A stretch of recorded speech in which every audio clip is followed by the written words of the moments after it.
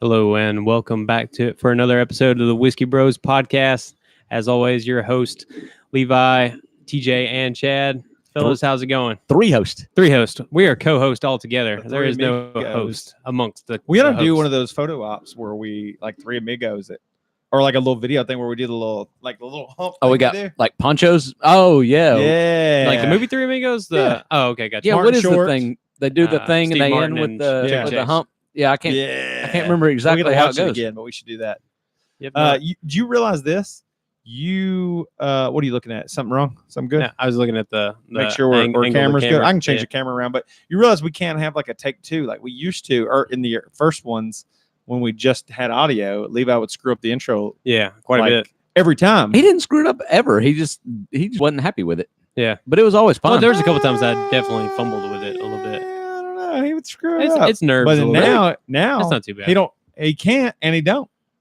Fuck it, we'll do it live. yeah. Do it live. Yeah, let's just always do it live. I'm I gonna think tweak the I think camera angle. Y'all can go ahead That's the and best way talk to do it. about. Yeah. Let's pour some whiskey too, Yeah, man. We'll get Oh, the yeah. whiskey going. So We've as already you can drank see some on the beer, camera, but we haven't.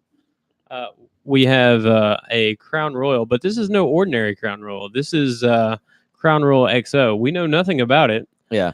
We know that it is Crown Royal. I think it says that we're from the trailer park, but we're fancy. Yeah, in the trailer park. we fancy. Yeah, we're in the trailer that's up on the hill. It's kind of away from the others. It's certainly a double wide. Yeah.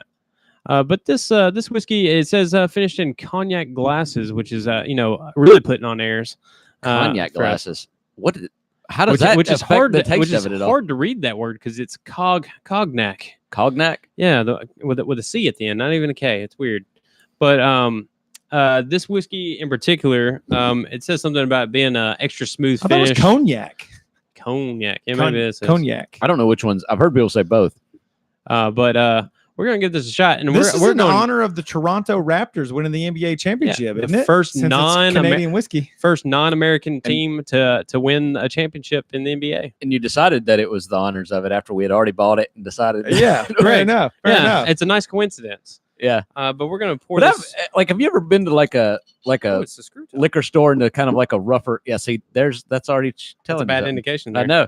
So like a rougher part of town, Oh yeah. and it's like Crown Royal's like the most expensive thing there, and it's like behind the counter, Oh, and yeah. after that, it's like just the cheapest shit you could ever. I get worried at a bar in some shitty parts of town when they have like regular makers on the very top shelf in their bar. I'm like, oh Yeah. no, I'm gonna pay Yeah. a lot of money for my drink now. Yeah. And see, like I said, this is a screw top. Like that's. That's. I mean, Makers has a screw on top, but but for fancy, that's a usually a bad sign. But you know, it's a really bad sign if you get a plastic bottle, right? yeah. Yeah, Yeah. that's a dead Yeah, giveaway. that's not. But that you bad. know what though? It's like that Canadian Miss. if you're gonna mix it, I've had some decent plastic bottle whiskeys when I've mixed it. Like I don't know if I've had decent I had plastic bottle whiskey. Smaller bottles, usually not the big bottles or glass, but the smaller bottles. When we were in Florida, somebody bought a half gallon of some rum called Calico Jack. Calico Jack. I've How was heard- that? I've, You had I've that? heard of it. Yeah. Well, this Or is seen just it, how but I much. haven't- Like I sat there and talk about all these whiskeys, and then the rum, like that could have been Captain Morgan for all I know. Like I Really? can't tell the difference. And I mean, Right. it was fine. I mean, Right. maybe I could if you had 10 in front of me, but yeah. like those, it tasted just like Captain Morgan. You almost have to go on like a just plain sampling spree, Yeah. like a few after another. to Yeah, really I can know tell the difference in Yeah. like like the gold and the clear and the spiced, and then Right. there's that Kraken that's like a Yeah. dark. Dark Yeah. spiced Yeah. rum. Like those are obviously But, different. but quality, you don't know the difference. But I don't know that I've had any spiced rum. I, Other than I really, these two. Okay. I really like the Kraken one quite a bit. Actually. Yeah, I do too. Yeah, I'm a big fan I would of it. buy it and sip on it a lot. It All was right, let's give this thing a shot here. all right. Let's see.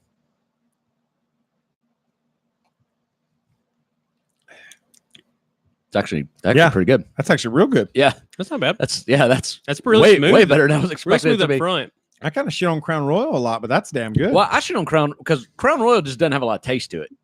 That's, To me, that's kind of my. Like, I think that's that's not why me and like a lot of people used to like it so much because it don't really taste like much of Right. anything.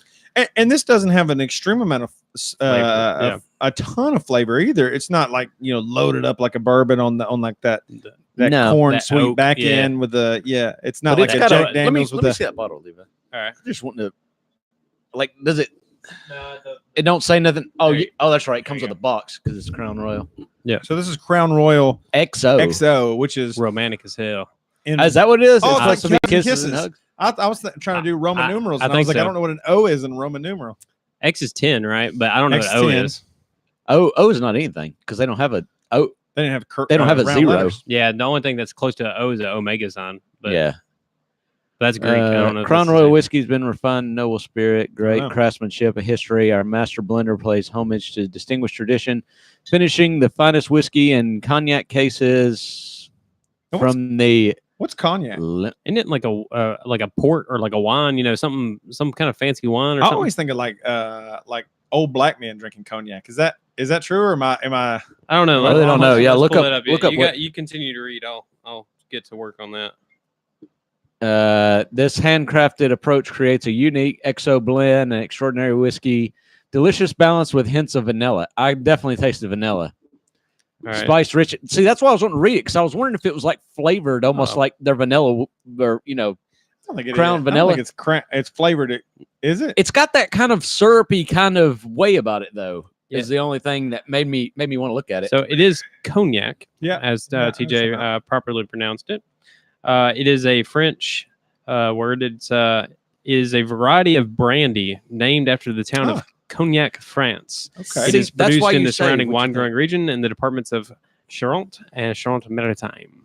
See, I thought that when they first said it, my first thought was that's a kind of brandy. But then you Okay. said like a type of wine, and that made me Question question it. myself. Well, I mean, See, I should have just said it. when you say brandy, you're getting close to wine because it's made with fruit. Brandy usually is, so you're Yeah. getting close to wine. Right. You're on the verge. I It had a says that brandy. brandy is a spirit produced by distilling wine. Brandy generally contains 35 to 60% alcohol by volume and is typically drunk as an after-dinner digestive. Well, I thought brandy was basically whiskey. They just used fruit instead of Instead corn. of Yeah, that's kind of the way I always thought about it too. Not the case. Huh. They take actual wine, which is fruit derived, Distill it, and then it says that some brandies are aged in wooden cask. so it's like a whiskey but with fruit. I mean, that's fair because Well, I wine is don't- made with fruit. What would brandy be if it wasn't aged in a wooden cask?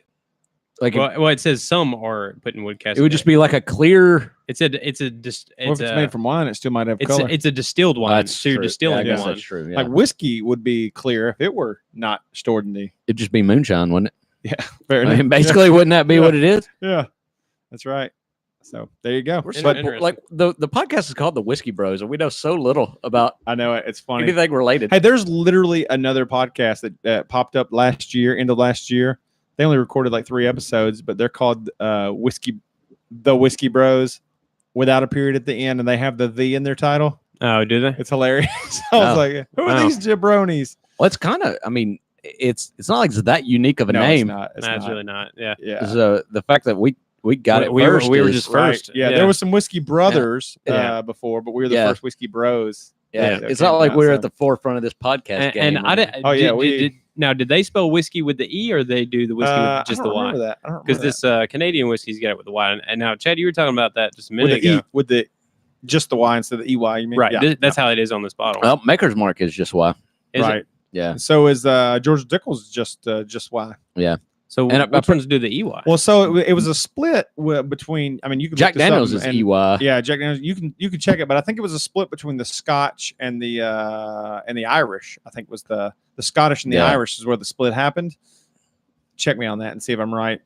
With the Scotch being EY and the Irish being Y. That's how it started. So the Scots spell it whiskey Fuck yeah, with man, I just know the my Y, shit. and Irish spell it whiskey with the EY. Yeah, and Americans just kind of had to choose and And they just So it says it's from the translation of the Scottish and Irish Gaelic words, and just to break down in how it's spelled, just kind of like me and you talked about like the color gray.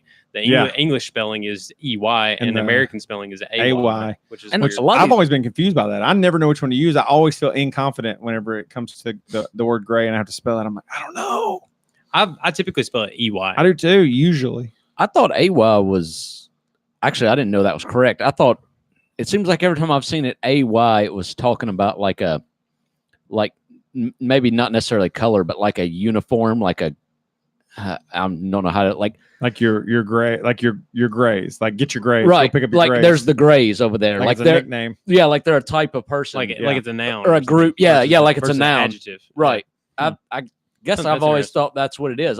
So it's acceptable to do AY It's acceptable to do both in America. Yes.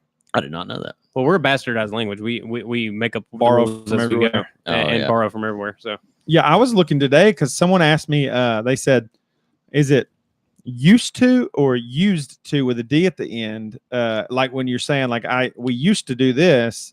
I would say it's and I was like, I would just change the word and say previously we did this. I would just avoid this altogether. It's used to, right? Like yeah, with a D. It is with the Past D. tense. It is with the D, but it does. Yeah, but you it looks wrong either way you do it whenever you're thinking about it like that. Right. But you can say but it's a different meaning altogether. But people will say like I got used to this. That's a totally different thing, but it's still used to. So when you look it up, it shows you all that stuff too. Yeah, so. that's always really weird when you write that, when you say you used to do something. Like, right.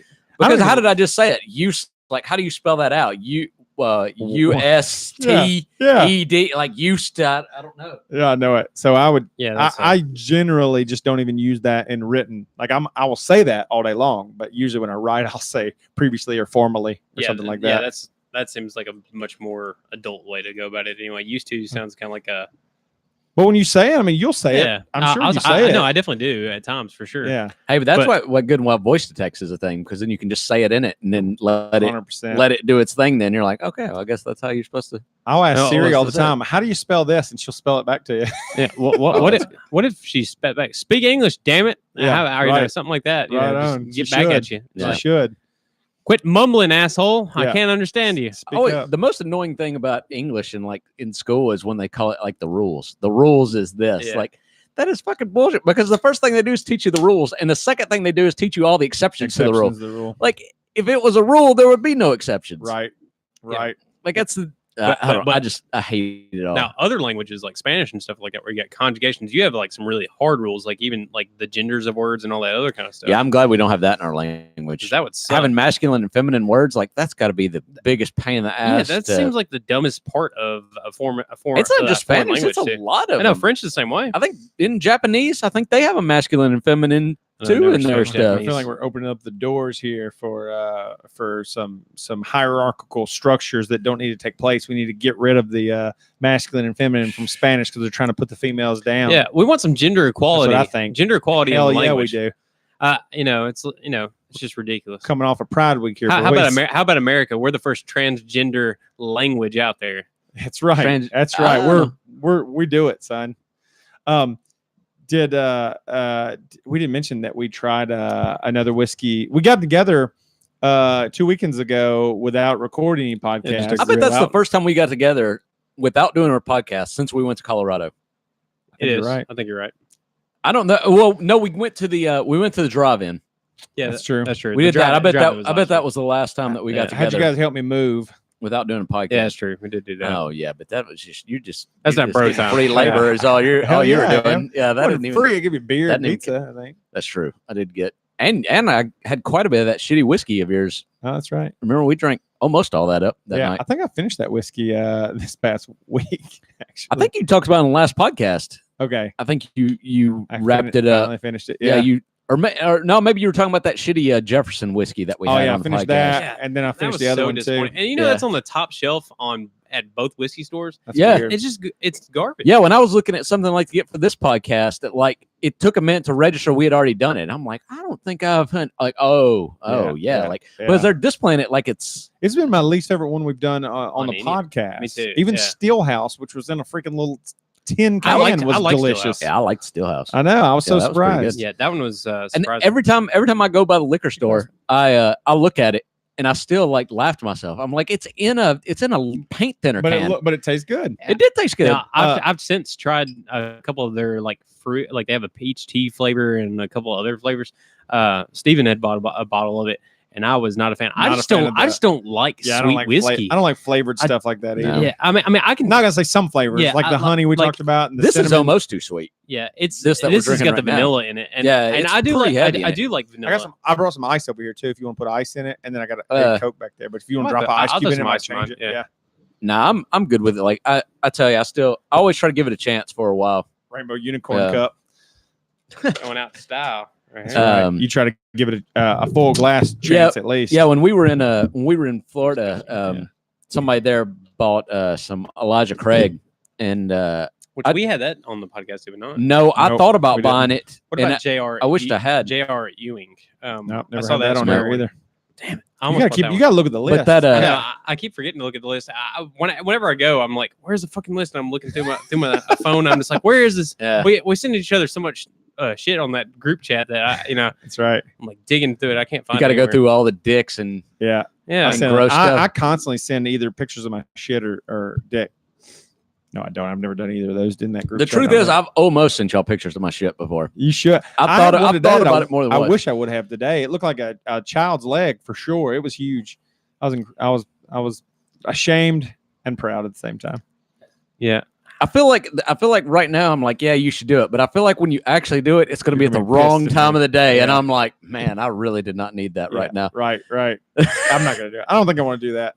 I think you should save it until the afternoon time. I want to say this. I came home. So I started a new job this week. First day was this week. And I came home on my first day and this tin cup was there with a sweet note for my wife. So I think that bears mentioning on the air. That was nice. Made me feel fucking great. And I was like, it's a weeknight, but why the fuck not? And I poured up one right then. So nice. You don't drink during the week?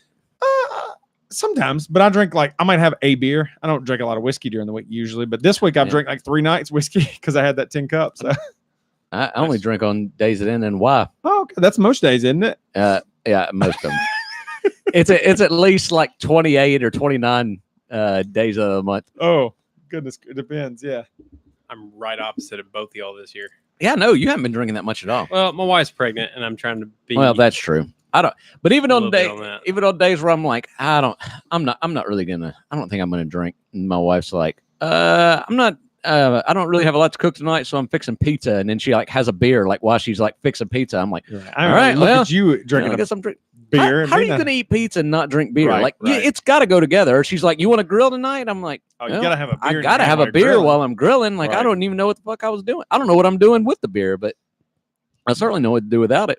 Yeah, and we got a table in the area where I can watch her while she's cooking. So what I've been doing is pouring a whiskey and just sitting down and talking to her while she cooks something. So it's like a really fun thing. Yeah, that's a good thing there. That's what I do. I think I think it helps me from the transition from like work me and like stress me. And, right.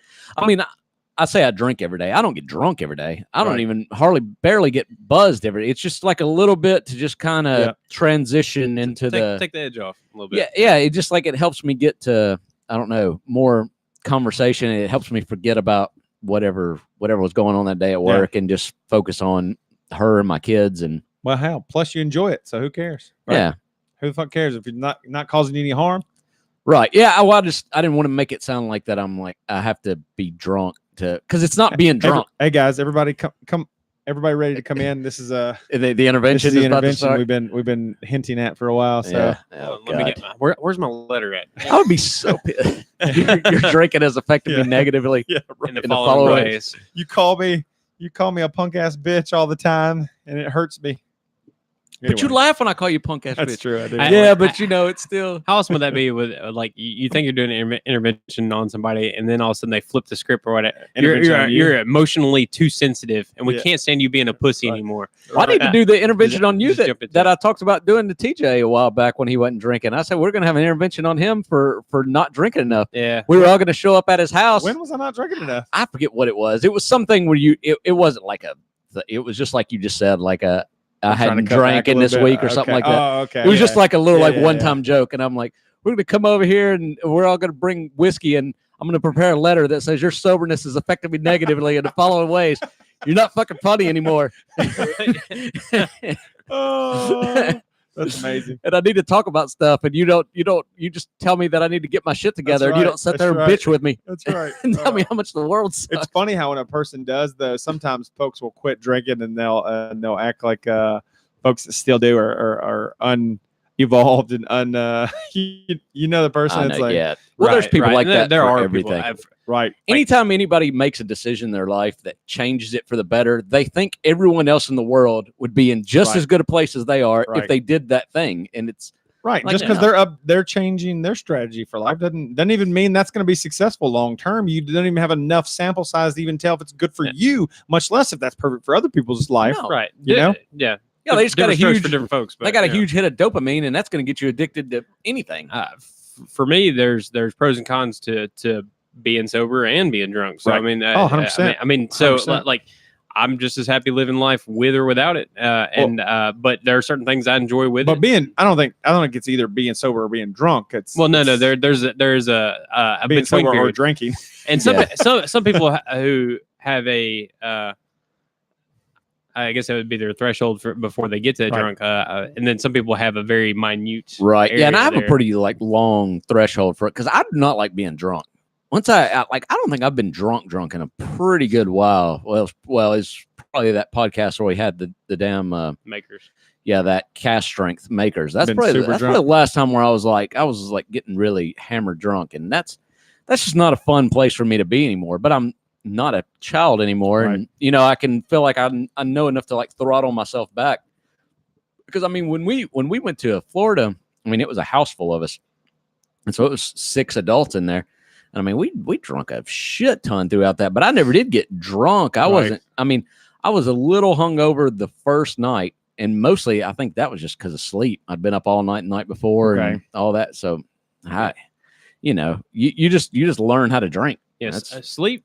I find out definitely affects your tolerance a little bit more than what people want to give it credit for. Because when you're tired and then drinking, I mean, you can either knock your ass out to where you're just gonna fall asleep, or you can get real sick because you're trying to hang in there, and then you get the intoxication part of it, and you're just like, yeah, that's when I've seen you get at the worst is when you've been really exhausted and you've tried to hang. That's when I've seen you at your worst. And part of that comes from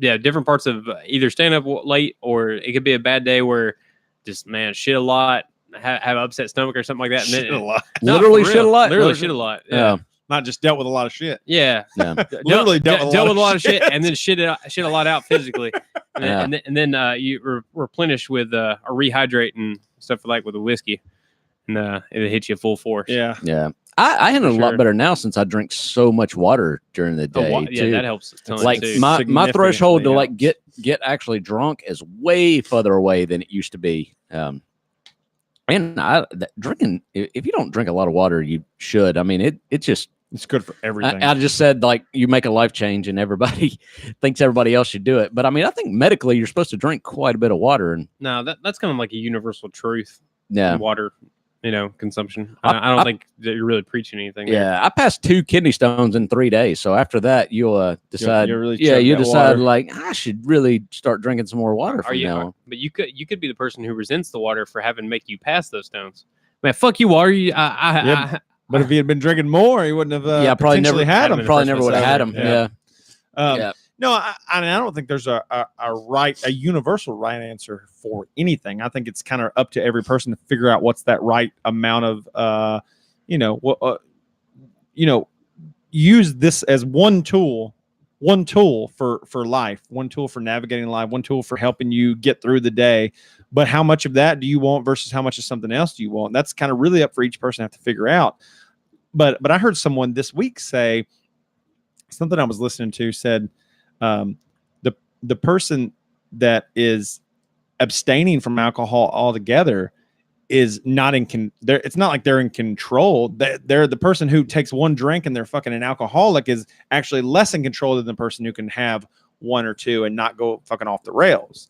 That's a fair point. And I think that's true. And I used to look at that a little bit differently. I for a good chunk of my life, I was avoiding because I thought I kind of took the stance of like, it's a better example as a father if they don't ever see me drinking alcohol, because I don't want them to ever think that's the answer for their problems.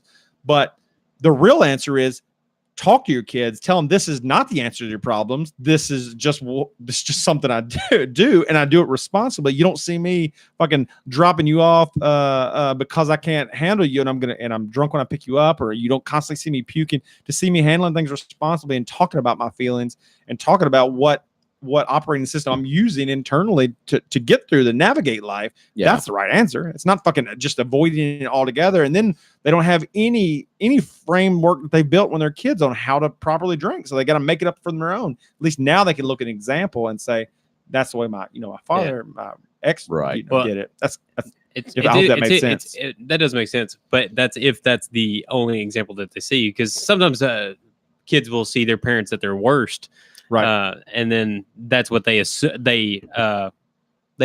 that the result of drinking is. Right. So they jump to conclusions. You're not seeing the buildup because your parents seem completely normal in the early stages of drinking, and you're not even thinking about it. But then they're like, oh, right. Well, I just think they get drunk anything irresponsible in front of your kids is bad, right? Yeah, I mean, exactly. If you're drinking irresponsibly, if you're driving sober irresponsibly, right? If you're driving and road raging and weaving in and out of traffic, well, you're being a fucking poor example, right? That doesn't have anything to do with any substance. And I don't think it's bad necessarily to all. If you're sometimes a bad example, but as long as you don't try to pass that off as being okay, if you are introspective enough to go like, hey, daddy fucked up and or whatever. Right. Daddy, I was not being my best version of myself. And it's easy to do sometimes, but I was wrong. And I'm sorry that you guys had to see that. That's the worst thing you can do. You can do as a parent or a boss or a leader of any kind. Right. Is when you fuck up, you try to pass it off and make excuses. Right. Well, I was, you gotta own it.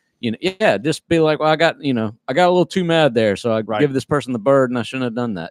Don't be like, well, I don't think anybody should ever do that, but that person was a fucking asshole, and I should like, don't do that. Just own up to your mistakes. But a lot of people have way too much ego to do that, and you're doing your kids, and you're doing your employees, you're doing everyone disservice. Right. With that. Don't fucking do that. The ego is, and you're losing the respect of your friends, because your friends, they know you're full of shit. They know you're full of shit. And they just sit there and nod and they listen to you go through your bullshit. And your best friends, like you guys, would call me out on it. I don't think you would the first time necessarily.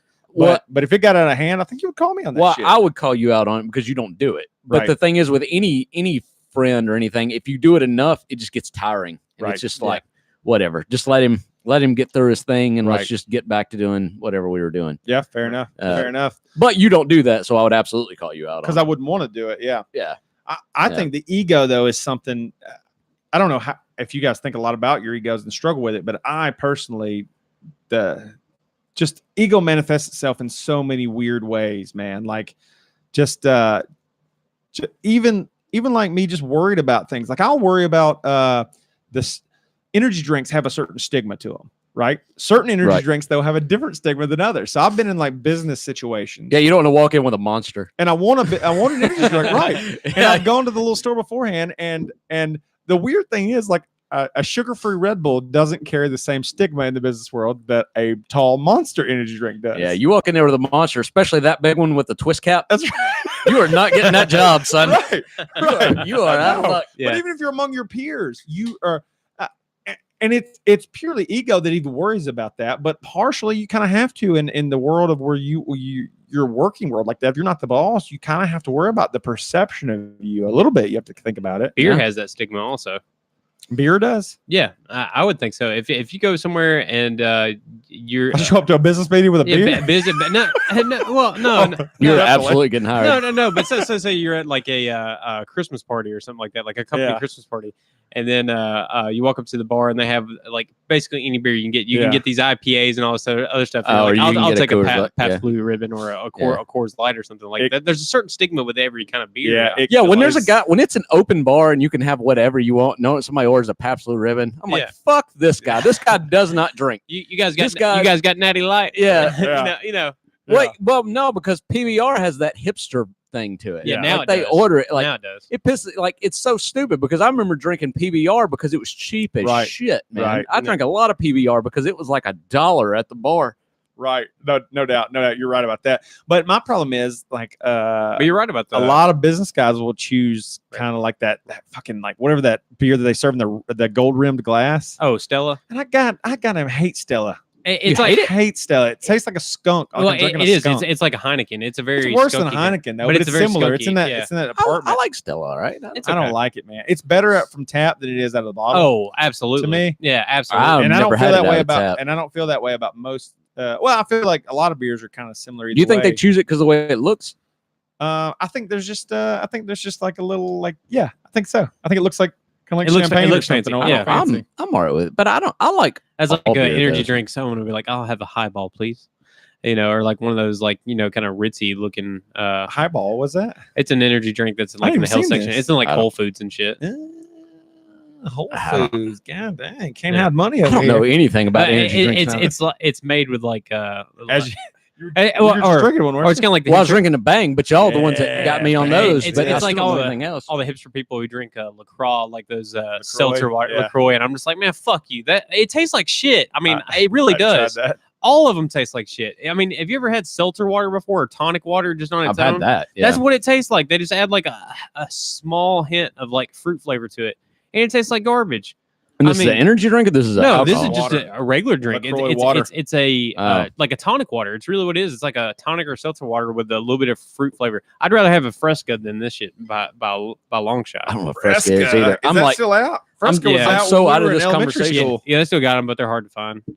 It's not super popular. I'll tell you, I in not sure what grade it was. Let me think. Third grade.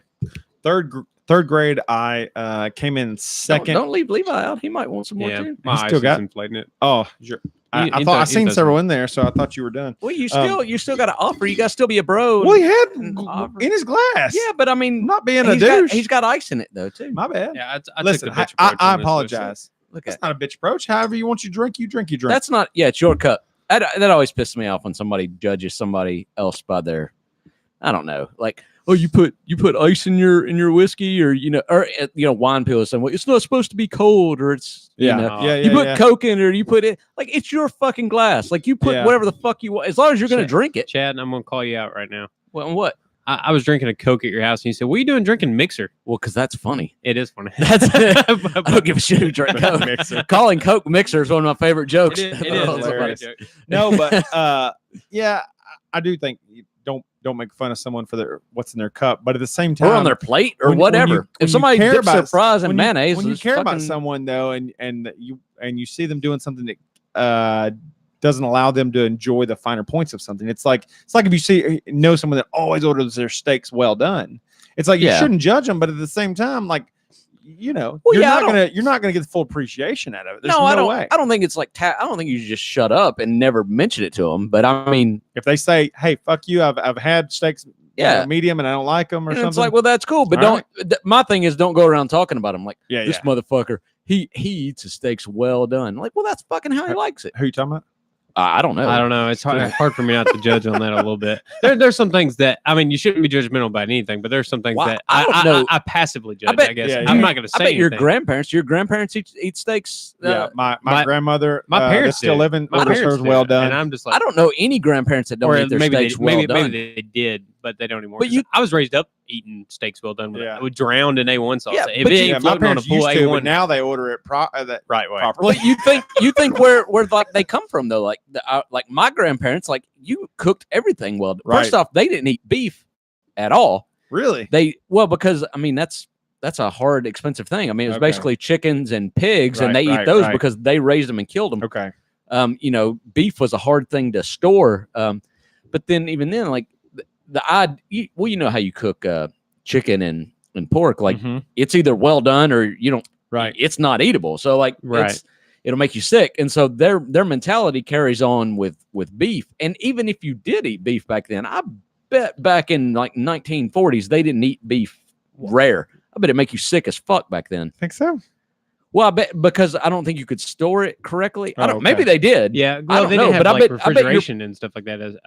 For a long time. Yeah, I mean, maybe some places did, but I bet you were playing with fucking fire if you eat it like that back then. I'm curious as to it is kind of odd that there are some meats that you can eat not fully cooked, and there's some that you can eat raw. Yeah. And beef is one of the very few that I know that you can eat doesn't have to be cooked all the way from a land animal.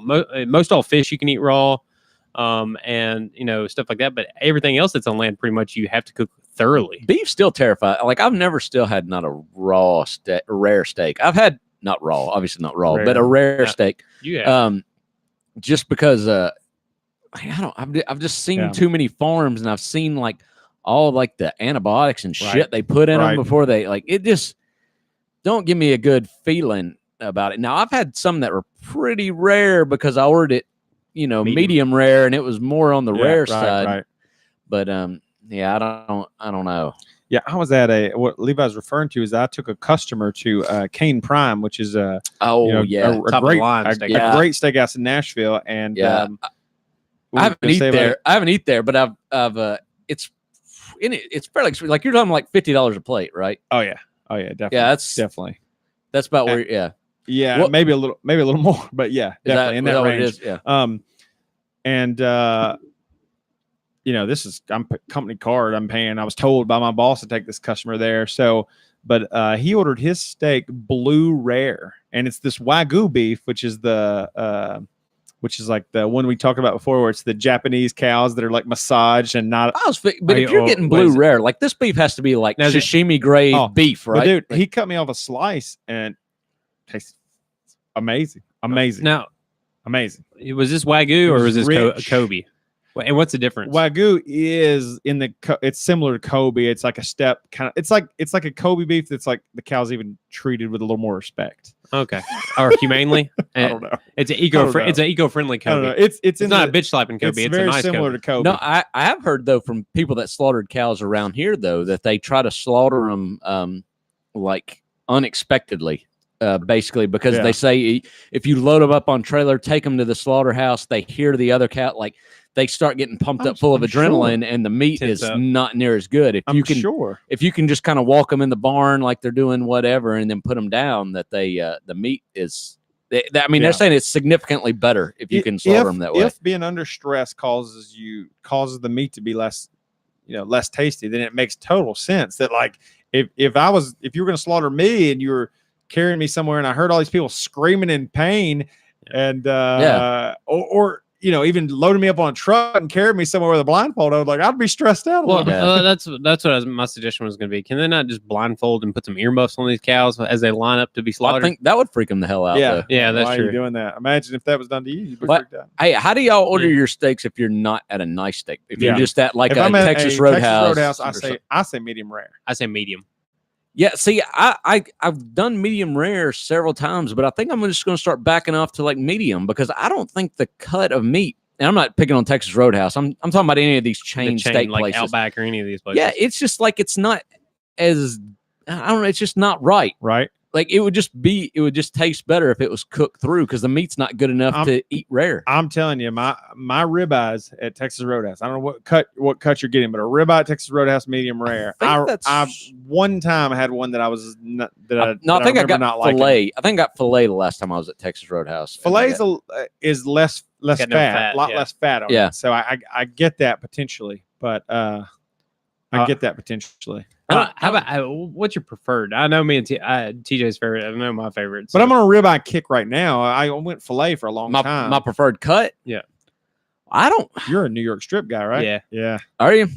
Yep. I don't know. I'm kind of a filet person, but I don't know. I like a ribeye good too. I don't know. Like I don't know that I can pick really between the two. I like them both a lot. I don't know that I've had a New York strip in a long fucking time. I wonder how New York got to lay claim to this. Forget about it. Yeah, it's bullshit. They've been butchering cows forever. How did New York get its stamp on this bitch? That's what I want to know. It's a great question. That's bullshit. I mean, that's like I don't know where it even comes from on a cow. Is that I don't know. I just feel like cities lay claim to some shit every now and then. They're just like, hey, this is Kansas City barbecue sauce. Bullshit. Probably started in North Carolina somewhere, and then someone's like, North Carolina is a different sauce. It is more of a mustard base. It's mustard based, yeah. For a true North Carolina sauce. Son, you surprised I know that. Levi's is a Food Network guy. Where's white barbecue sauce come from? That comes from Virginia. I don't know. Alabama. Okay. Yeah. Yep. Seems like I have heard that. They sell it at some stores now. You can see it. Like I got something right, and then you immediately have to prove that I fucking don't know anything. Oh yeah. You just stepped on his ego. No, we never did finish the ego talk. I feel like TJ in his 30s has branched out both in all things. Like you're interested in science type stuff. True. You've expanded your brain and mind in so many ways. Like you got into the health thing. You try more foods. I think when I first met you, I would have said that you're more in a closed box as far as food was concerned. For sure. Everything about my life. And because I used to come to like TJ's parents' house with a box of sushi and be like, "What the fuck is this kid got? I never had what sushi. Is, you know, raw stuff." Oh, back then, you hadn't. But I mean, but now, like where you're at, I'm pretty proud of you on where you're at with everything. Yeah, TJ has been more. I'm starting to think about like when we were younger. TJ's whole health would be like, if I eat it, it's fucking healthy. That's right. Yeah. Yeah. Well, getting fat proved that theory wrong, so I had to have a new strategy.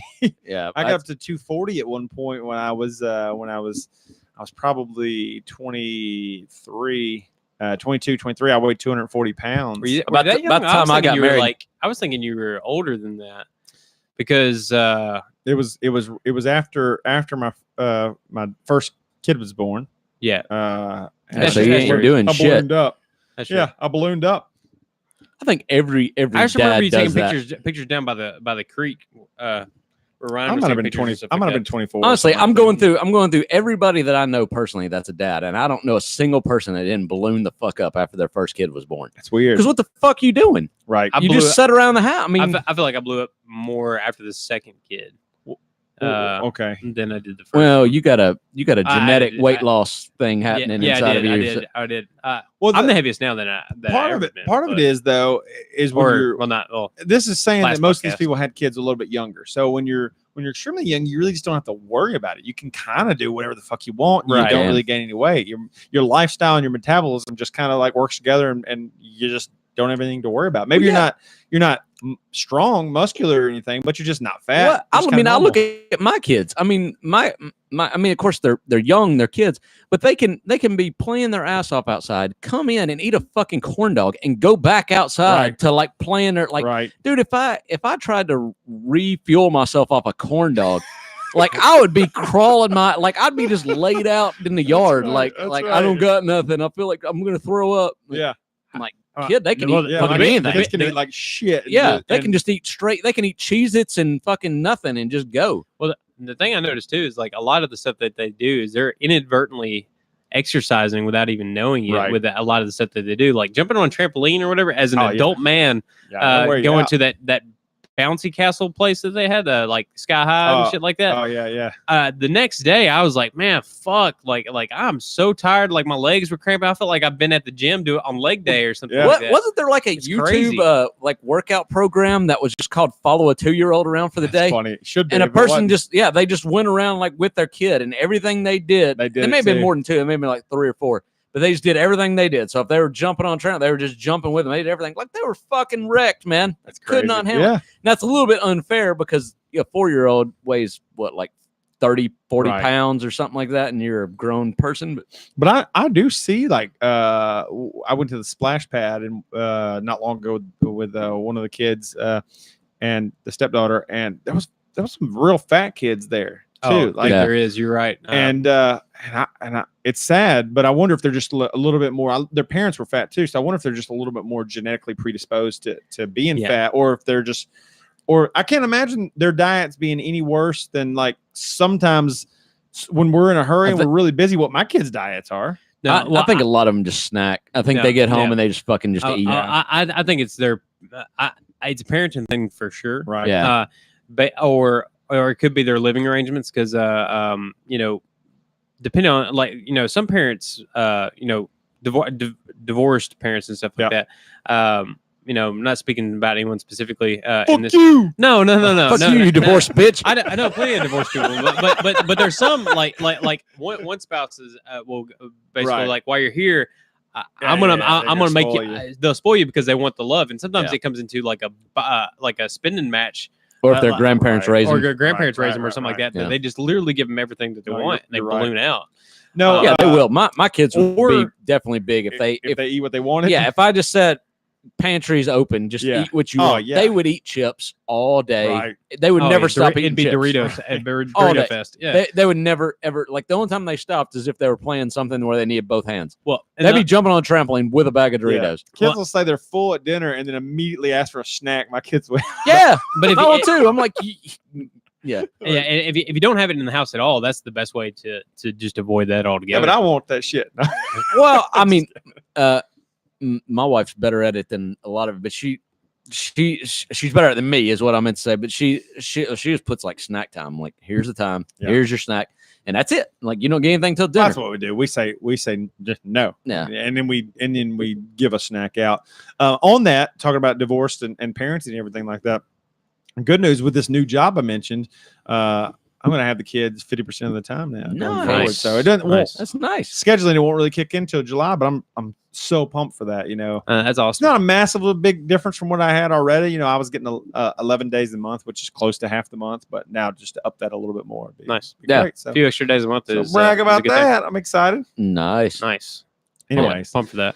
I mean, that's good. I can't imagine being in that spot. Yeah, I know. It's crazy. And talk about ego from earlier. I was thinking about this, how being divorced and just having like my situation, not to diverge too much, but having like a spouse that had, made some choices to be with some other people other than you.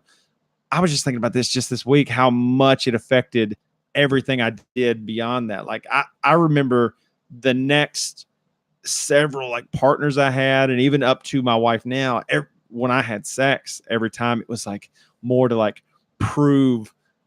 build my ego back up and prove that I could be a good sexual partner. It's a self-esteem like thing. I didn't even enjoy sex the way I do like now that I've let go of so much of that, because I was so busy just trying to prove that I was a good at sex. Do you think that bothered you more because you have a higher ego to start with? Probably. Yeah, probably. Yeah.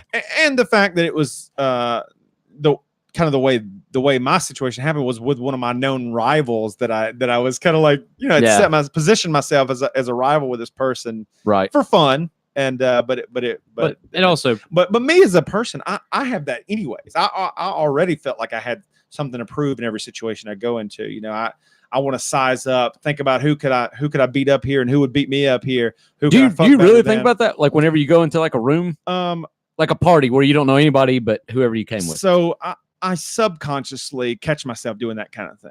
Like who would be my biggest threat here if some shit broke out, that kind of thing. Like not currently so much, but I know I definitely grew up thinking that kind of stuff. And let me ask you this then. How often are you in a room where you're thinking like, if some shit went down, who would be on my team?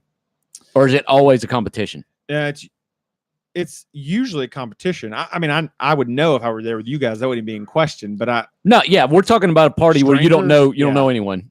No, I don't ever assume anyone's going to be on my team. I don't ever. No, that. I'm just asking, just to be asking. Yeah, I've been having a conversation about ego like this week, so I'm glad like you got brought this up. I was just wanting to, just wanting to get your side. Get into it. Well, because I think I honestly don't have enough ego. No, you don't. You don't have a lot of. I think I could benefit from a little more. I don't think you need the ego. I think you're a better person for it. I think if you had an ego, man, you'd be an asshole and a half. Probably so, but dude, I don't. But I think everybody needs a little bit, right? Like a little bit's good for you, isn't it? So like I'll say this. When I've released my ego the most, I feel like I'm also the only negative aspect I'll say is I feel like personally when I'm in like trying to climb a corporate ladder or something, it makes it more challenging to me because I find that I'm not, I don't have the desire to like be as competitive. And there's certain aspects of climbing a corporate ladder or progressing myself in my career that requires me to have a little bit of competitiveness in me. Well, and if I can just get to the point where I just want to, it may also be that I'm in sales where it's commission based and they put you on a leaderboard, your name next to other people. So you see how you stack up to your peers. Like that'll fucking fuel some ego stuff. Like, right. Either way, if you're down, you're like, fuck those guys. If you're up, you're like, fuck yeah, I'm the man, and that's bad. But if you don't have a little bit of ego and don't care about it, then you generally fall a little bit lower to the bottom. I'm about to instill some of that stuff with the new task and responsibilities with my job because now, since I be over like the pickers and people doing stuff, or at least going forward. Like right now, it's more like a slap on the wrist if you're making a mistake and stuff like that. Well, when I was running the other thing I was doing in my job for Amazon, I would post everybody's results some company every two. Amazon. Okay. Not a sponsor. You can talk about your own stuff. Just don't talk about my stuff. Yeah, with detail. Yeah, don't talk about my stuff with detail. Okay. Beep. No. Sorry. Well, and that's not even who I work for. That's just one of a former client. Sorry, I shouldn't draw attention to it. But anyways, I'm all about posting people's results and stuff like that, and right. especially in a competitive atmosphere. If there's not any competition or whatever, I think you have to have that, because if you have peer pressure or whatever, that really gets the best out of people. I really think it does. Some people, but it can also bring out it can also bring out the worst in people though too. Competition can. Yeah. So it's kind of double-edged swords, but I think it helps you weed out who's good, who's not. I got some thoughts on that, but I feel like you got something to say on this. Well, I did. Because of what you were bringing up. And what you said, like, because you said, I think if you had any ego, you'd be an asshole. And I think the reason no offense, but no, definitely no offense. You're never going to say anything. Let's see. If this is above a 5, then you'd be an asshole. How many sides are on the this? odds are pretty 20, good. It's a 20-sided tie. Oh, shit. Yeah, you got a 75% chance. Above Now. 10, we'll say. There's a very good. If so it's a 10 50 or below. It's a 50-50 that I'll be above an asshole. 10, we'll say. All right, what is it? It's a 13. Asshole. I'm a 13 asshole. That's unlucky. But anyhow, the reason why I think you say that though is because you know me in the context of us and in this area, and the reason why I brought up this thing and I said the thing that I think I should have more ego is I was thinking about myself in the workplace, and that's because there's just a lot of situations where I just don't fucking talk to anyone. And people are trying to do their little political climb up the right. Well, I need to talk to this person. I need to make jokes, and I need to do this, and I need to do this person a favor so I can. I'm so fucking out on that shit. Like right. I do not care. Like I'm gonna do my job, and I'm gonna do a good job. And it's like, oh, this person. Well, you know what? I'm fucking like working, or I'm doing something else. Like I don't care. But the thing is, I think career wise, I would probably be doing a little better right now if I was more that way. If I was more trying to be competitive in that, if I was trying to buddy up to somebody like, oh, this, we've established how much I don't care about football or sports. Right. And I mean, and I've seen people that I know don't know shit, but they'll sit there and try to talk about whatever sport, and they'll say the one person they know, and they'll try to do this. And it's like, I think what that comes down to, man, I don't think that's the answer at all. So my thought on that is, people, if you're not authentic, people will see right through it. Not everybody will see through it. Some people, I don't think they do see through it. I don't think they see when your whole relationship is superficial to begin with, and it never goes past any superficial level. I don't think they do see through it. I'll tell you, I at this point in my life refuse, if I can help it. There's occasionally like where a boss that's way high up will talk to you and say something, and you kind of stoop to their level because you almost can't help it.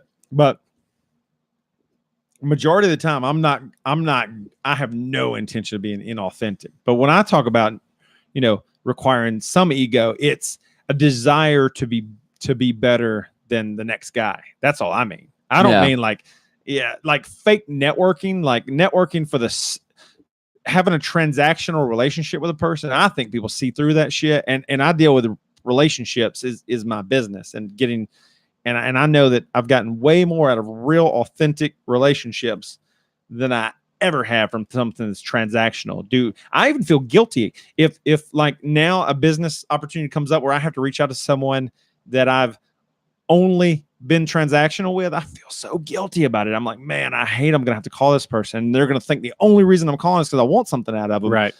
So I feel guilty, and I hate that because I see it when somebody reaches out to you to be nice. You're like, oh man, I hadn't heard from them forever. And then the third thing they drop to you after a couple of small talk lines is something where they want you to help them.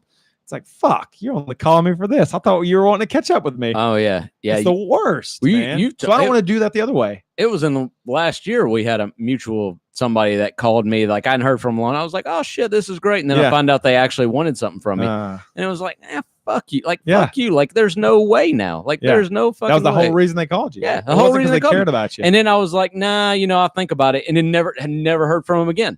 Yeah. Yep. See? Like, like, fuck you. I'm not doing that. Yeah. So, but for what you were saying though, wanting to instill some competitive stuff, I think that can be great.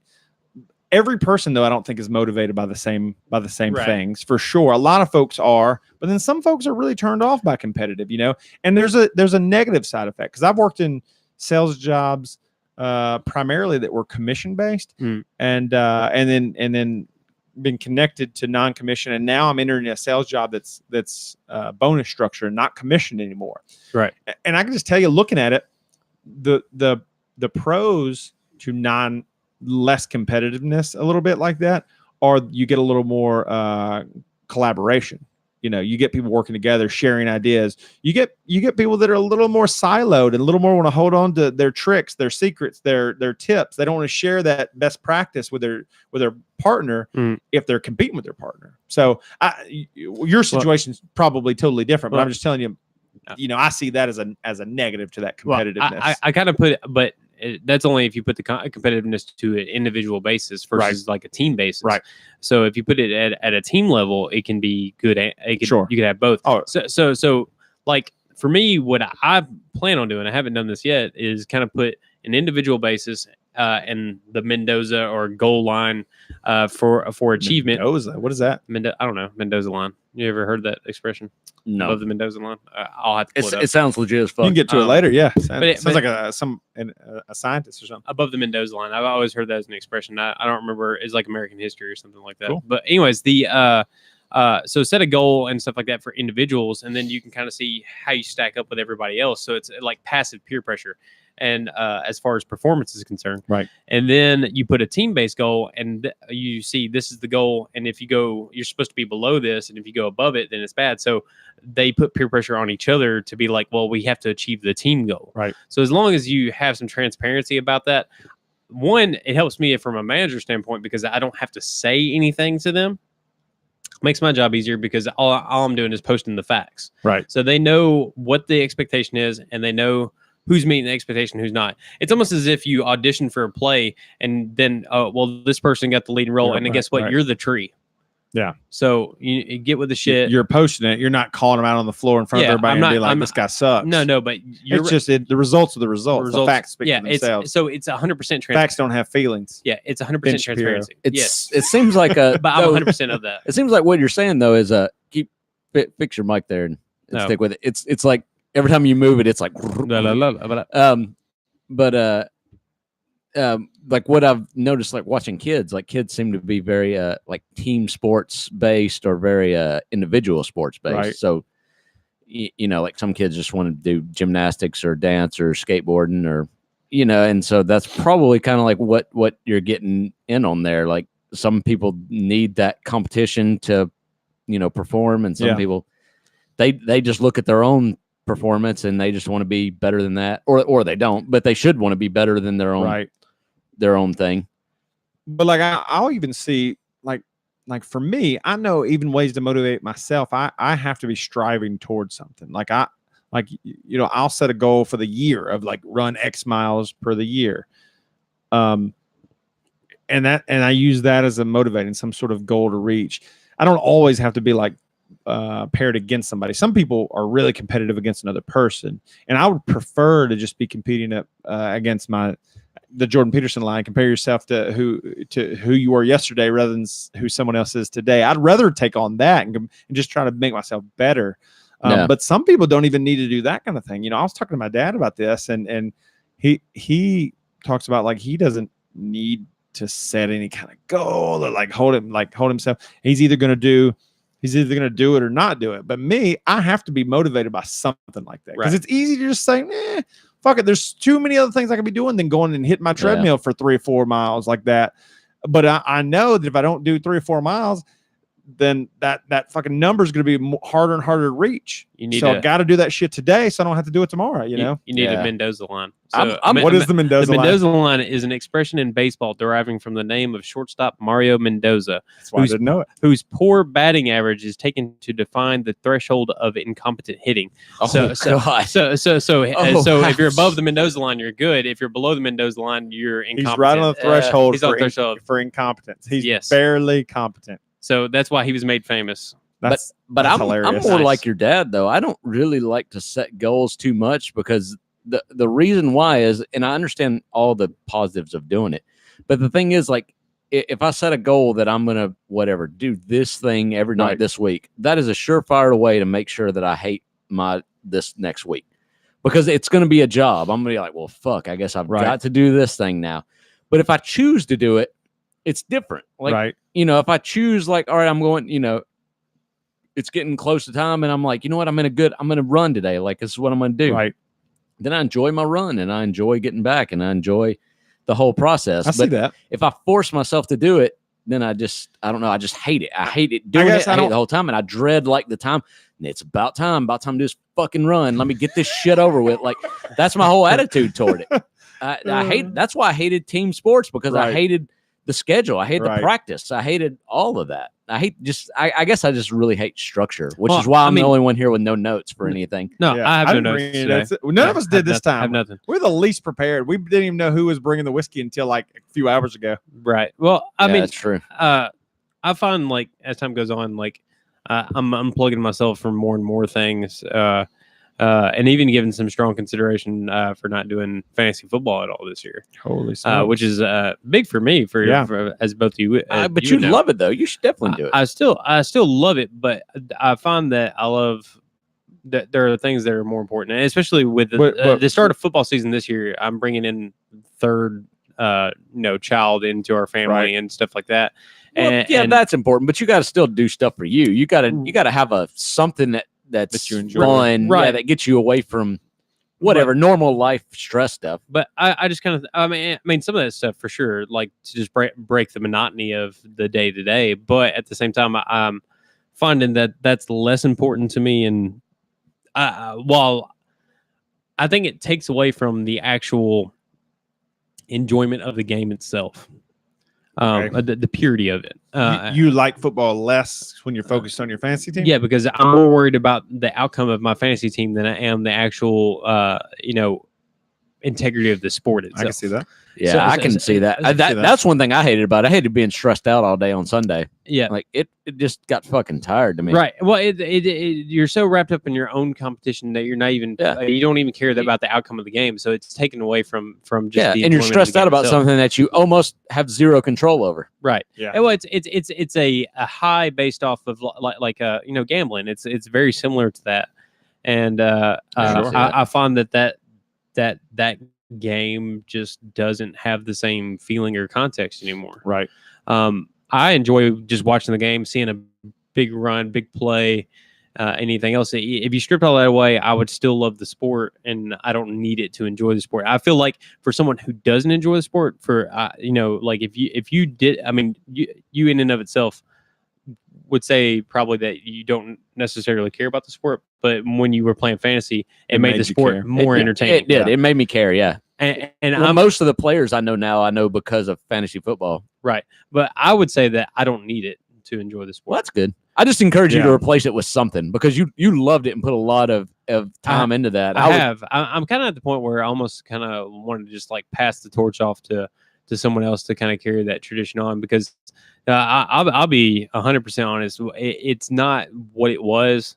The group of people has changed drastically. You two guys aren't in it, and the social aspect, the social aspect or whatever. It's more about for me. It was always more. But you got into it because you loved analytical. You love to be for sure. But you get enough of that probably from your job now, where you don't need. But I love the John and the competition just amongst friends and everything else. And I feel like the group is less and less friends and more of just trying to fill holes where friends used to be. Right. And I can see that. It's just not that's life. the It same. doesn't mean those years weren't fun. It's just that now it's time to find your new fun. Yeah, it's not sustainable. And as I get older, I just care less about it, and it's not similar to when we talked about the last podcast. I think we were talking about, or maybe it was when we were hanging out together, why we like MMA, because we really don't. That was the last podcast. We really don't care much about who wins so much. It's just we enjoy watching it. You kind of feel the same way about football. You love to watch the actual art of football. Right. And I'm just not there on MMA, just to be 100% honest. Yeah. And I think it's the accessibility of it more than it is anything. For sure.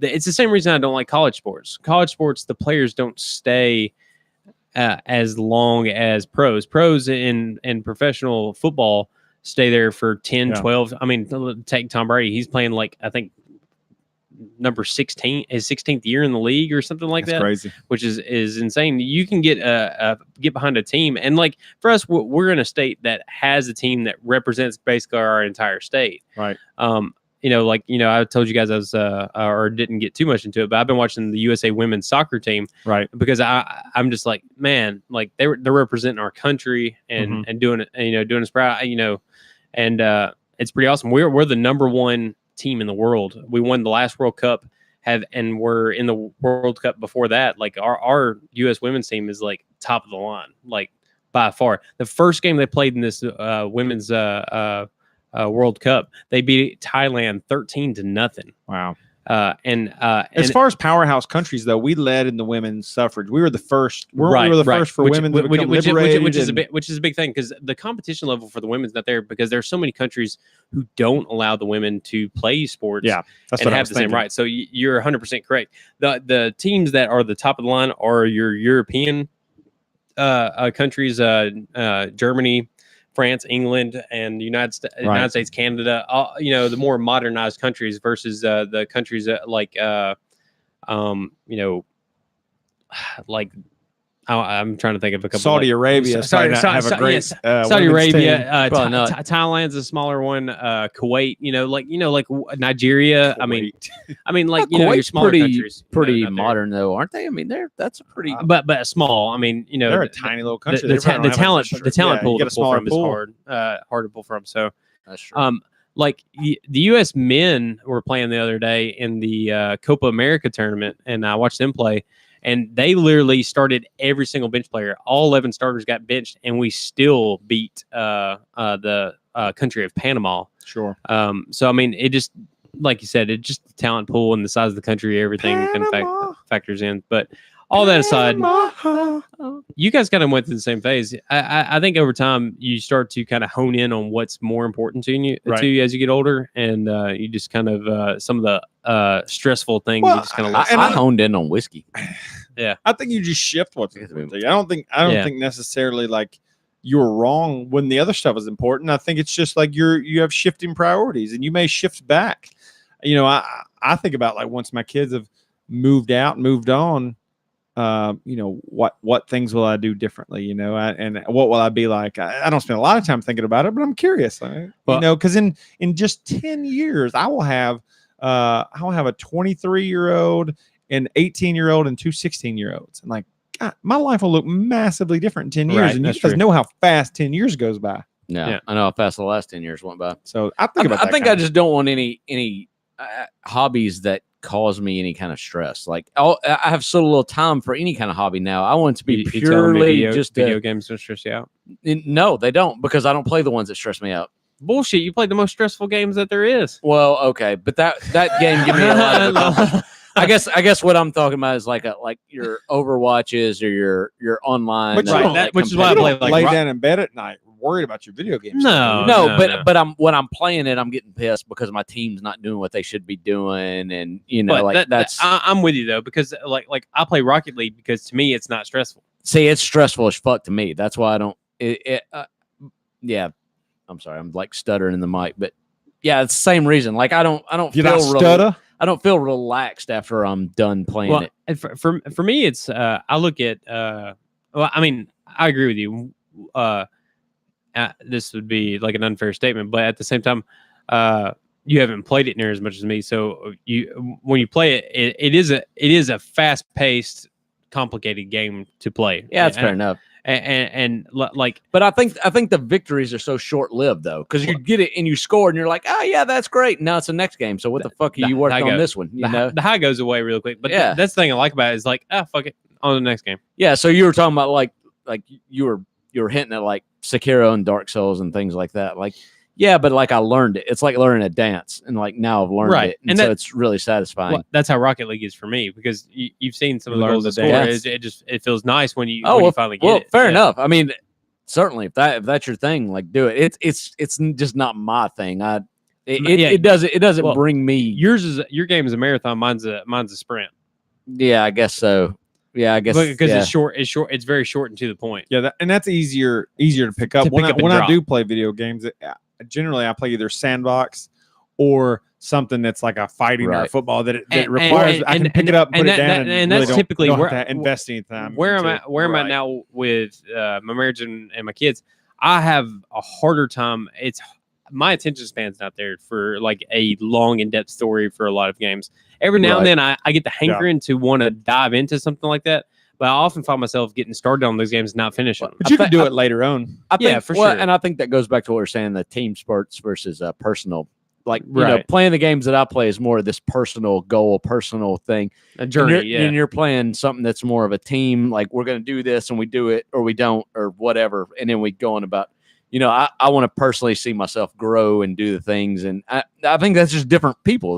Neither is wrong and neither is right. Yeah, it's personality. It's just the way you are. And you were talking about your employees and stuff. I think everyone's different. Right. Kids are different. Everyone's motivated by different things. And I can already tell the difference in my two kids. Like, one seems way more motivated by personal stuff. And the other one is just wants everybody to be in there together. Let's all do it. And so I'm curious. So TJ, you said that you see yourself as having do you view yourself as having like an ego as a person, or is that your self-perception, or is that something that I perceived? So I recognize that I care a lot about like what people think.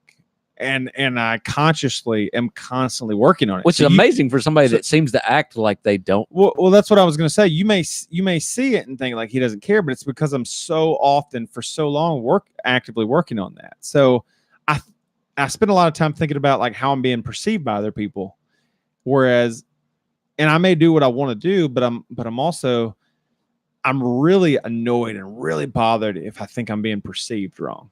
Like I get more mad about someone like misreading my intentions about something than I do about anything in the world. Like, I don't care if you think what I'm doing is stupid, as long as you understand that I've thought it through and I know what I'm doing. Like, you can disagree with it, but if you think I'm just fucking careless, or you think I don't think about things like that kind of stuff, I get that.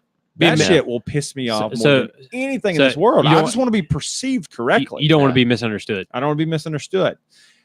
And I think about like where I don't have an opportunity to explain myself, and I'm very cautious about what I do in situations where people don't have enough backstory on me. Now, I'll be myself and do some crazy batshit things and reveal how crazy I am or how just different I think about things to people that know me, and I have a chance to explain myself. But if it's to like complete strangers, I'll be a little more cautious about what I'm going to reveal. Because I don't view you as an egotistical person by any stretch of the means. Chad, I think that still gets back on what we're talking about, though. I think that's the ego, and I think that's the part that I almost feel like I'm lacking, because when I said I don't think I have any ego, like, I'll perceive that I'm like, they think I'm being lazy, or they think I'm this, and you like, say fuck them, and I care, and then all of a sudden I'm like, you know what? I don't give a shit. Like, this person doesn't mean anything in my life. Yeah, I don't care if they think I'm lazy. I would like to be more like that, though. I would like to be more like that, because it would bother me if they thought I was lazy. I would start doing things to try to change their perception, or try to tell them a story about how non-lazy I am in some other avenue of my life. I don't because I have that ego. Well, Chad, how do you perceive yourself?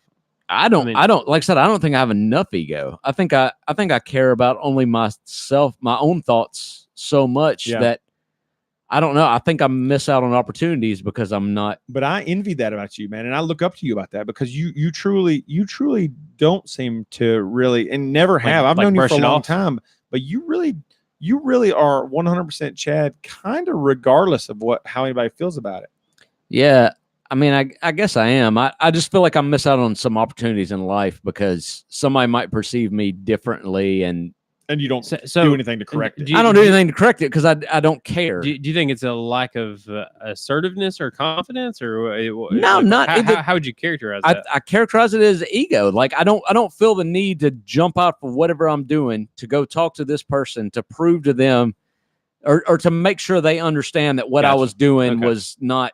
Yeah. Whatever, that I don't know that give any situation that I'm not talking to this person because I'm flirting. I'm talking to him because I need to be talking to him. Right. I didn't say this because I'm trying to, I'm just actually saying a joke. I wasn't sitting here because I'm being lazy. I was actually just fucking worked my dick off a minute ago, and you missed all that. Right. And now you're here for the point where I'm sitting there. You'll never tell them that. No, because it's like because my point, it's pitiful when you run up and you're like, hey man, I just want you to know that I was just fucking doing this shit and it really fucking sucked, but I just thought I'd get some water and it's it's the like that whole attitude is so pathetic to me. It's the worst way to be. That I would just rather them see me as being lazy than I would rather them see me as a person that's like just trying to bullshit my way through my day. I don't know, and I honestly don't think that's the right way to be. I think you're better off if you could do a better job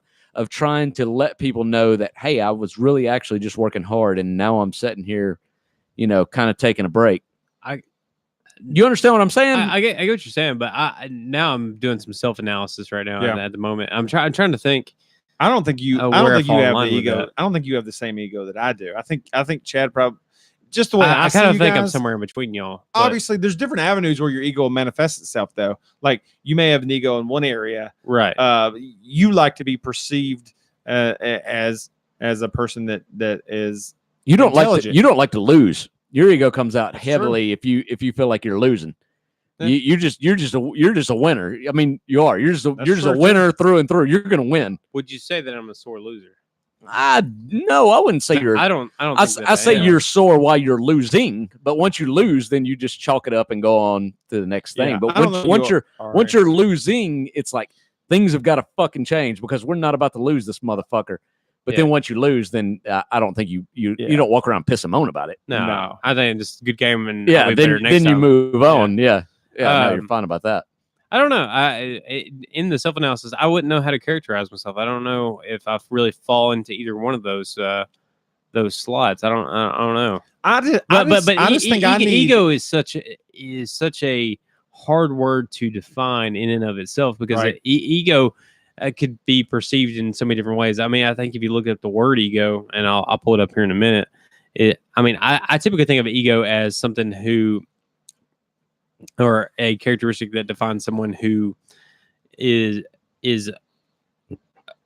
sure of themselves, someone who knows what they're all about and stuff like that, and just a very, very confident person. That's the way I perceive ego. I think somebody with an ego, they have to prove something to the room. Is the part of having an ego. Like the room has to feel about you the way that you want them to feel.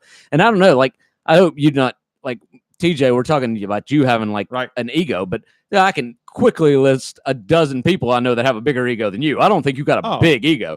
Sure, I'm just saying that I recognize myself as having. You got a small enough ego that we can talk about your ego. Right. Okay. Fair enough.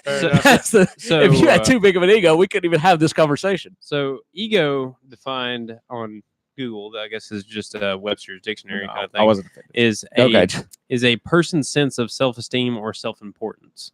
Psychoanalysis, the part of the mind that mediates between the conscious and unconscious, and is responsible for reality testing and a sense of personal identity. So I guess it's just basically self-reflection on yourself. Well, but it's so how you see yourself. But it's still how the room perceives. I'll tell you, I spent the way I felt about life, the way I felt about my consciousness growing up was I almost imagine if I was Truman in the Truman Show, if there was a camera crew following me and everyone was seeing everything I did, whether it was behind closed doors, whether it was in front of people. I think about naturally now as I've gotten older. You literally viewed it this way, or you literally not like I thought I was a part of a reality show, but what I'm saying is, as I've gotten older, this is let go. So I don't think this is the way I do everything, but naturally, growing up, I viewed everything like as I'm being, if I'm being watched, if I'm being analyzed, if every single thing is being analyzed, like I was a character on Big Brother or something like that. Every single thing that I did was being extremely analyzed. Exhausting, man. How is this being perceived? How is that being that? And that's the way I viewed my life, is like I'm walking around like that at all times.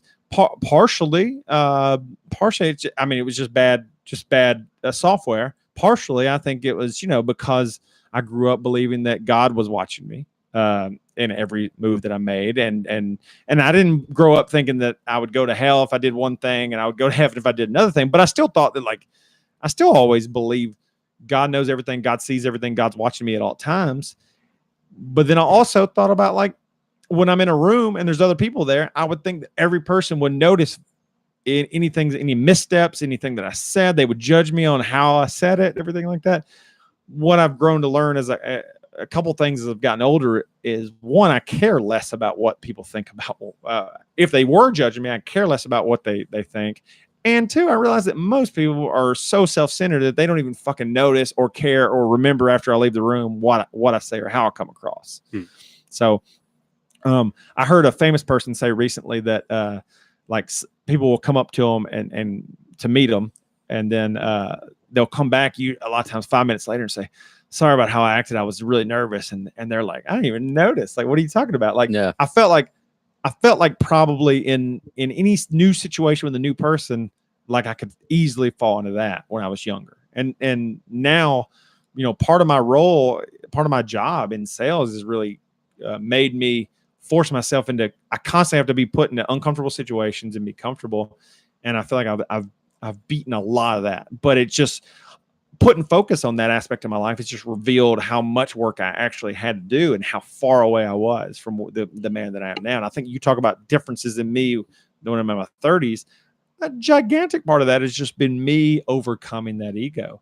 A gigantic part about our friendship is because I always knew growing up when we were in school that if I had you believing in me, I kind of could care less. I kind of didn't have to worry about anybody else because I still had at least one person that was in my camp that had my back no matter what. So even if I fucked up every other social situation, which I thought I was going to do, I really truly believe you wouldn't have cared. And that's why I was really comfortable going through most of my life. Is after I met you, it made me so much more comfortable to go through life. So that's what I recognized as a real fault. And that's why I say ego is something I struggle with. And even with the opposite sex, it was like validation from the opposite sex was a huge thing that I struggled with for so long, and it caused me to, like, when I was young, try to keep a scorecard and think that, like, the more partners I had was a good thing because it validated that, like, more females find me attractive. So that's all that reasons is why I say I naturally struggle with ego. And now that I've grown up, that's a good example of ego. So I'm curious, over time, the scope of which you use to define your ego and stuff like that, has that shrank or is that expanded? I don't know what you mean by that. The scope of what I use to define it. Right. So, like, if as far as people's personal opinions, usually people with an ego will say, like you walk into a classroom or something like that. So, say Chad was in this classroom or whatever, you may not give a shit what anybody else in the classroom thinks except for Chad and the teacher, or you think about everybody in the classroom and how they perceive you. Yeah. So more the way it manifests itself for me was it's always been about being accurately perceived. Right. Chad knew me. The reason why I never had to, because one, it's like no matter which side of me, he always liked me. And you filled that role too. You've seen a lot of sides of me. You've always liked me, loved me. We've been great friends. But it wasn't so much about, like, I want 50% of the room, or I care about what this room and this size room I don't care about. It was more about if I know people are going to make judgments of me, I want them to have an accurate judgment of me. So if my job today is to speak in front of this room, I want them to accurately know my level of knowledge about the subject. So I want to do a good job with it. If I'm just trying to come across as cool there, I want them to think that. If I do something stupid or silly, I want them to think like I knew I was doing something silly. That's the difference between you and someone with like a huge ego, like Right. an ego problem. Right. You know, that level of like I don't care if they like me, everyone just in the accurate. room. Yeah, like a huge. Well, I don't think people with a huge ego necessarily everybody has to like them, but everybody has to respect them. Right. Well, you know, and some people everybody has to like them. Some people everybody has to respect them. I might take more of a Chad stance on that in regards to be like, I could give two shits. I believe that about you. What someone Yeah, I thinks, believe that about you too. About me. I mean, honestly, at work or whatever, I could give two shits. And like, I have a very select audience of people whose opinions I actually care about. Like within the workplace, I really only care necessarily about the people who are on the same peer level and the people who are above me for the most part. And even some of the people above me, I really don't care.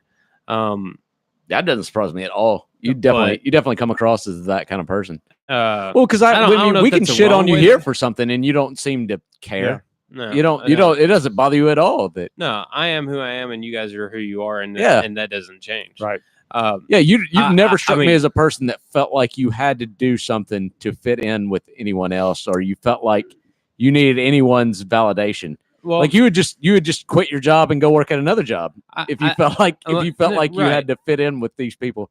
I do think from a certain standpoint or whatever, like TJ said, from an intelligence standpoint, sometimes I want to feel validated in something that I know, and if I don't know it, call me out on it. I'll learn from it, and then I'll learn something. Everybody wants that, though. That's not having an ego. That's just being a human being. Right. Everybody wants to be validated by. Unless you're if I'm wrong about something, and even pulling up, I still like to a different manifestation of the ego. It's a different manifestation. I think it's a little bit more common, like you're saying, but I think that's still like carrying it all how you're perceived. But you need to, if you're going to navigate this world properly. I don't think it's you have to be. You have to know how to navigate. You have to be perceived by people. So you're going to face those encounters. Yeah. Kind of the way I think about the way I'm starting to think about life a little more now is like it's almost like it's a symphony. So you've got some parts where the music is real slow and everything. And you've got some parts where it's ramped up and cranking. Yeah. Those are the parts where you're fucking. Exactly right. Your orgasm. Yeah. I don't know. I'm really taking life like sometimes I'm going to be the hero. Sometimes I'm going to be the zero. Sometimes things are going to be fucking sad. Sometimes things are going to be really exciting. Sometimes they're going to be adventurous, and sometimes they're going to be boring.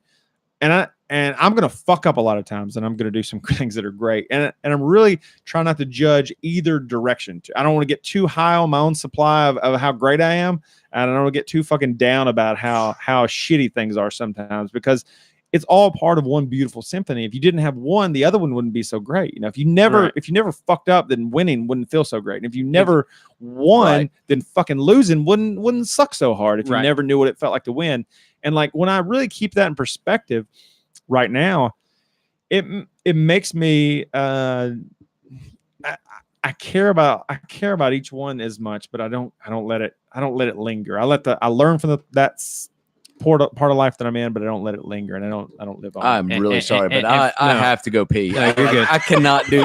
I'm hung in there. You're so compelled by what I just said. I'm gonna start bringing a pee bottle up here for this stuff, because I hate to leave this conversation, but I'm gonna get you a catheter. I need it. I honestly need it. Y'all do what y'all gotta do. Good. Go piss. I'll catch up. And everything you just said, TJ, we're gonna be talking Gandhi when you get back. Everything that you just said is, if you're listening to this podcast right now, go listen to episode 2, titled "Video Games." And we talk about failure and overcoming that, because that was like the message that we got deep on video games. Right. And we're sitting there like, video games teach you to fail, because you lose so much all the time until you finally beat that level or that boss. And you're just like, yes, fuck, finally, after hours and several times trying it over and over again, you finally, climbed that mountain and overcame it. So, but that was beautifully said though. I like how you phrased that. That was good. Are we? As the Whiskey Bros not a comedy podcast anymore, because we were barely funny in that last episode. Yeah, and we're barely funny in this podcast, but that's no problem though. We never claimed it was a comedy, did we? No, but we just claimed we were going to drink whiskey and talk about stuff. I'll tell you something that's funny. I had a meeting at work, that we were talking about like how the power of positivity, right? And talking about how you can get take someone who's in a bad attitude and kind of turn that for the good and try to get them to focus back on the work and kind of build off of failure and all that kind of good stuff. And we had examples on this little handout that we had, and it was well presented and stuff like that. And it was asked, you know, do you guys have any examples of things that you've done within the workplace to kind of help uplift somebody or motivate them and stuff like that? For me, it was funny. I hesitated a lot. I really thought about not saying this because it's not professional in a workplace. And you know, I'm there with peers and people who are ahead of me, but I was just like, but you said it anyways. Yeah, I said it anyways. Oh, no. I just decided against it. Anyways, this person had put, you know, something about like from a safety standpoint, like putting like a motivational message on the mirror. It said like you've got this or whatever in the bathroom, or like you're responsible for your own safety. Almost kind of like we had at our old job. Right. And I was just like, yeah, you know, that's all good. And then you know, some people talked and brought up some examples, and I'm just like, fuck it, I'm gonna say it anyway. And I was like, have you guys ever? I said the way I like to kind of take a spin and get somebody into a positive mood is to tell them some dumbass story that has nothing to do with work to get them off topic. And just try to shift their brain off of work and think about something just kind of silly that will get them out of that funk. And so I said, relating back to that story that someone said about putting a motivational message on the mirror, I said, have you guys ever been over at someone's house where the mirror is directly across from the toilet and you're sitting there looking at yourself as you're taking a shit? And I said that motivational message would become really in handy when it says you've got this as you're taking a shit. And I said that I said I would really appreciate that at those houses, but I think that that's a design flaw. I don't know who thought that through, but that. So you made a joke. That's kind of the story. I said you'll either be that person who appreciates that message, or you're the kind of person who won't be able to go because you feel like someone's watching you. And everybody laughed about it, and it was good. And I was just like, thank God that everybody laughed, because I was stressing so bad over deciding whether to crack that joke or not. That's a good joke. There was a whole string of things I saw on some social media, but it was like just stock images, you know, the stock whatever, but it's all people on the toilet, but it's motivational quotes like around them. So it's like some dude like on the toilet with like his like head in his hands, and it says like the last yard is the longest yard, and like just all kinds of shit like that. It's great, but stuff is beautiful. It was well received, and I was pretty thankful for that. But I've gotten to that point where I feel like, and you guys could probably be more of a testament. I mean, I feel like your personality's changed some. I mean, there's been life changes and different things that have provoked that, and all of us have changed. I think it should. If you still acted like you were 18, right. God damn, right, for sure. Which, by the way, this brings up another funny story. I was listening to the radio, and we need some funny stories. We've been serious as hell on this. What you're just saying. I said, the Whiskey Bros not funny anymore? Because what the serious bros? This guy, we're still drinking whiskey. That's not funny. This guy on sports radio was talking about like he's in his late 30s and hasn't settled down and really found a girlfriend and stuff like that. So the guys on the sports radio were like, "Hey, we'll sponsor a meal. We'll pay for the meal, drinks. We'll even pay for your Uber or whatever. We'll sponsor your date." You're pulling a TJ on your mic there. Sorry. We'll sponsor your date and stuff like that. So we're gonna broadcast this on Twitter, everywhere else, and we're gonna get you a date, man. We're gonna help you out. We're gonna be your radio wingman. Yeah. It's been like several weeks now, and this guy still doesn't have a date. He don't get wait, I know what you're talking about. This? Yeah, no, yeah. I've listened to this. Like, I've just picked up on part of this, but I don't know enough to know what you're talking about yet. Well, but the guy still hasn't found a date. Yeah, still hasn't. Oh, no. And so they brought him on, and they just asked him questions. Ain't the one where he was like this past week, he was like saying that he went on a date like a month ago or something like that. Yeah. Like it was like but nothing of a date. Pretty sure it's the same guy. Yeah. Like it was almost just dinner with a friend. Yeah. So they asked him, they said, you know, because they kind of joke around with him because this guy's kind of a square on a lot of this stuff. But anyways, they asked him, they said, if you had the top three, if you from 3 going to 1, what would be the most romantic location that you would go to? Oh, I heard this. You did hear this? Yeah, I can't remember. And they said number three, and he's just like, the Louisville Slugger Factory in Louisville, Kentucky. I've wanted to do that. And the guy's just like, why is this romantic? Is it the wood or, like what's going on? And he said, I don't know, man. There's something real cool. I love baseball. And he's just like, how's this going to help you, That's funny. close the deal? Listen, I'll tell you this. I don't think you should be overly romantic on the first date, though. No, romance is for somebody that you're in love with. First date, you need to just have some fun shit like that. Let me Slugger sounds great. Well, let me clarify. This is not a first date. He's just saying romantic locations in general. Yeah, he's just defining this as a romantic location. Yeah, what's your idea of a romantic location? Yeah, that's not and he brought Louisville Slugger Factory where they make the baseball bats. Number 2, he's like Chattanooga. He said that's the hip town generally. And the guys are like, all right, we might could co-sign on that. It's kind of a cool place. 10-year wedding anniversary there. So I was like, you co-sign on that. That's not bad. I co-sign on that. And then they're like, all right, we got to know what number 1 is, and we'll try not to be too hard on you. And what's the number 1 most romantic place you can think of? And he's like, Panama City Beach. Yeah. Oh, shit. This is where I come in on it. Yeah. I was listening to say baby. That. And they were laughing there. Like, you know how I don't give a shit about sports. So I'm like reading a book and kind of listening to this at the same time. But it was great. That's funny. Get you a Spinnaker's Airbrush T-shirt up there. PCB. They're just like, so you mean to tell me that Louisville, you could go anywhere in the world or the country, and your places that you're going to choose are going to be Louisville, Chattanooga, and Panama City Beach. And he's just like, yeah, man. He said that them's the place. He said you're like a college student picking out these places. That's amazing. Like, this is terrible. Like, what about this? Do you think is romantic? He said, I don't know. It's just these places, man. They're special. I said I think a lot can happen. I was just like, man, this is what sports talk radio talks about when there's like not actually any sports going on, which is great because they're backpedaling. But these guys that are on that in particular show are pretty. I do actually enjoy it a lot more during this time than I do in like actual sports. Yeah, because when like football is going on, like when it's like Monday. It's kind of good because they're talking about what's going on. Then toward the end of the week, and they're like talking about like some coach's press conference and how he sounded like an ass. Like it's just drama. It's just it's just drama, it's just but in the sports world, drama. I mean, and like I said earlier, like all the sports that's happening right now is people were talking about NBA free agency and the women's World Cup. Yeah, we talked about that before the thing. Like I still think we need to talk about that. How the NBA they can't be owners anymore. Yeah, they're governors now. They can't be the owners of a team. Y'all told me this. Well, I wouldn't have heard it if it wasn't for sports radio. So go ahead. They can't. You're saying to me the NBA owners are no longer going to be called owners, correct? Because it's the racially concept insensitive. is that sounds like they own the humans, right? And because they're predominantly black. Yeah. So these people it's are like an overseer. Yeah. So they think they're being progressive and like hip by saying, well, we're going to be the first persons to say that we're not owners because that sounds racially insensitive. We're going to be governors of the team.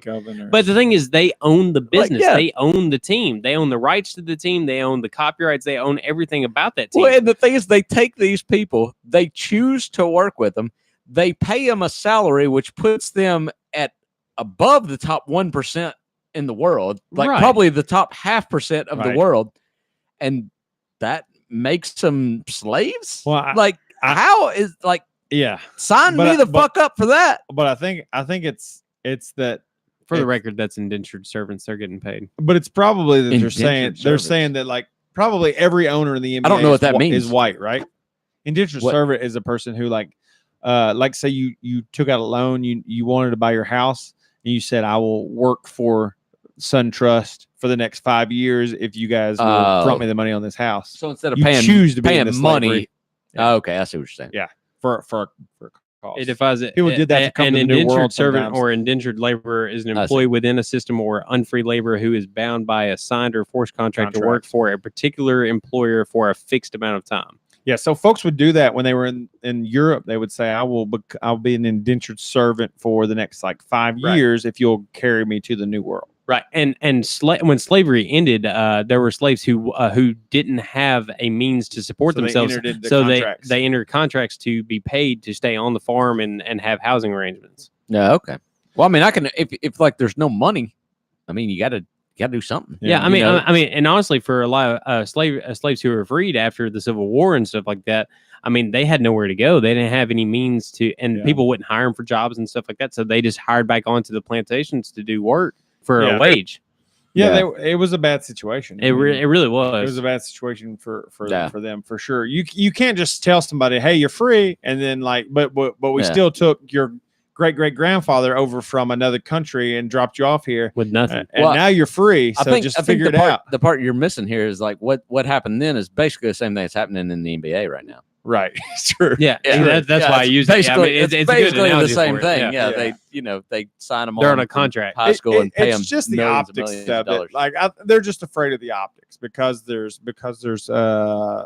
whatever. How many? I don't know how many teams are in the NFL, but there's so many white owners, 32, and virtually every player is black. So it just has this optics of being like I think just everybody needs to calm the fuck down. There's nothing saying a black man can't own an NBA team. Yeah, it's right. 32 teams. Do any black guys own NBA teams? I'm sure there's several coaches. Probably. Which is a but if there's not now, it will happen. It will happen, and it should happen. I mean, it just takes time. You can't you can't flip a damn switch. Michael Jordan owns the New Orleans owns it all, or just a shareholder. The Charlotte Hornets. He's the owner of the team. Yeah, really? Yeah, I didn't know that. The thing is even back in those times, there's no racism when it comes to money. They don't give a fuck what your race is. If you're willing to pay some money for something, you can be fucking Martian. They don't give a shit. So actually, that's the only one. Owner, it says owner Robert Johnston of the Charlotte Bobcats at the time, now known as the Charlotte Hornets, was the first black majority team owner in the NBA in 2004 to 2005. He was succeeded as Bobcats owner in 2010-11 by another African American, Michael Jordan. Okay. So he's the only African American owner of a team. But it will. I mean, that'll change it. Things just change. The economic policies. There's nothing in our policies that favor white people. It just takes time for culture to catch up and everything. Yeah, most white people are rich. The most rich people are white, right? And that's just because of the way it was. Well, the majority of the population is white. Also, it's like 80% or higher. Yeah. So you got a larger pool. To pull from. That's a factor too. But certainly they're catching up. They were behind because of the situation. For sure, they were behind. For sure, absolutely. And you have that mega rich dynasty here. I mean, that's not a racial problem. That's a problem for the entire country. It's not. I mean, they're not giving me a piece of it because I'm white. I mean, right. It's not because you're white, you just get a piece of the money. Yeah, like but there was a point in time when you wouldn't have the same opportunities if you were black. No, but that's not the. But what I'm saying is, if you're part of a family that's wealthy enough to own an NBA team, statistically, they're very likely a white family. Right. And most of the time, ownership transfers it within the family to the son. But my point is, it doesn't have shit to do with race because we're all white and they ain't giving us fucking none of it. And they're not giving anybody else any of it. It's just the family. There's just these families that are rich as shit. And not only the NBA teams, but they're, they kind of control a good part of the country. And that's kind of fucking bullshit.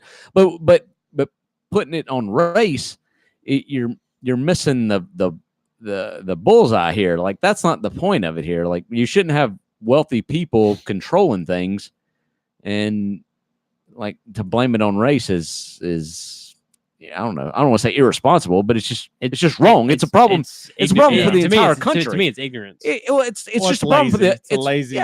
It's a problem for the entire country. It doesn't have shit to do with white or black or anything. You just shouldn't have wealthy people that are paying off whatever to censor whatever on whatever network or whatever social media or that's just a problem for everything. Sure, they need to be free to be as wealthy as they want to, but that doesn't need to give them more power over the laws, over what's right and wrong. In a capitalistic society, it does. It really does. Like there's no way to not do it. But of course, the opposite of that is to go toward communism, and that's not a better system. No, So absolutely not. Like there's always going to be a power struggle. The thing that's important for the people is to keep those powers in check. The people with money need to be constantly in risk of losing that money, and people in government need to be constantly in risk of losing their position in that government. Yeah, I do still think term limits would be for a lot of those positions, including Supreme Court, would be a good thing.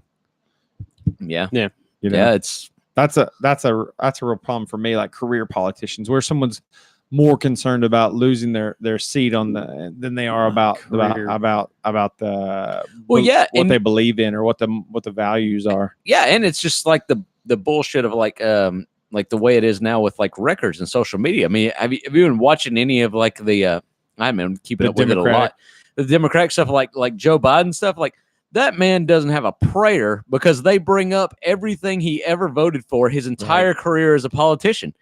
Like, he can't sit there and be like, yeah, I thought this way, but now I think differently because I'm fucking 40 years older now than I was then when I voted for it. That. I wish he would say that. Honestly, I would have way more respect for somebody that just said that. Well, again, like, it's not like I like the man. Like, I think he would be a terrible president, but I shouldn't get into politics on it. Whatever. Well, no, be president, whatever. I don't give a shit. But I mean, the point is, like, the man has too much of a record to ever have a chance of being president. He's been for or against everything. Because who's our last presidents? Trump with no voting record, and Obama with almost no voting record.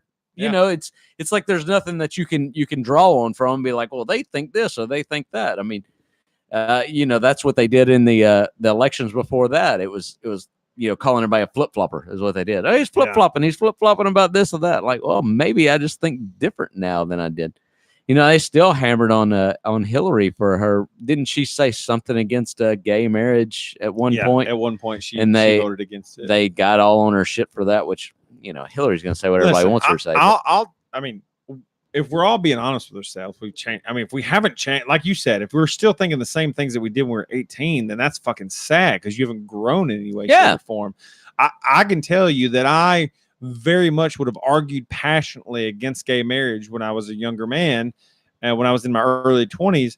And now I would very much argue for gay marriage. And I would like the transition period. I said, I don't really care. Right now, I would say absolutely they need to be able to marry, or I would even say maybe marriage as an institution from the government doesn't even need to exist at all. Like, that's, if it weren't for like rights of the money after you die and things like that, hospital rights and child care rights, then why do they even care? Well, because I think, not just because of those rights, but also just the fact of just having somebody else that can speak for you, I think means a lot legally. If I die, my wife, she just owns the house. She owns everything. Right. And that's the way I would want. I mean, now I guess you could cut that out and you could make everybody have a will that basically says the same thing, and you could call that a marriage certificate, I guess. Well, but if I'm in the hospital now and I'm unconscious, my wife can go in there and make decisions for what happens to me. Fair enough. That makes me happy to know that she can do that. Might not make everybody happy. Some people's wife may. They'd be like looking at that insurance claim. And, like, look at that. How much money am I going to get if I pull this plug? This life insurance, it's a 10-year life insurance claim, and he has about another month on it. So if we could go ahead and cut this shit out directly before it comes time to renew this. Yeah, that wouldn't be good. That's true. True story. Anyways, I don't know. But now I think marriage, you're basically partnering up with somebody in life. You're deciding, no matter what your religion is, you're deciding we're doing life together. I think marriage is good. It's just whether or not that's a personal choice thing between me or whether the government needs to be involved. Is all that. Well, I think people look at different. People say like, well, it's not the government's business. It's not the government's business. You're right. It's not the government's business. But legally being one person, I think is good, and I think that's a good. Yeah, that's a good thing. No, I think gay people should be afforded the same right. Right.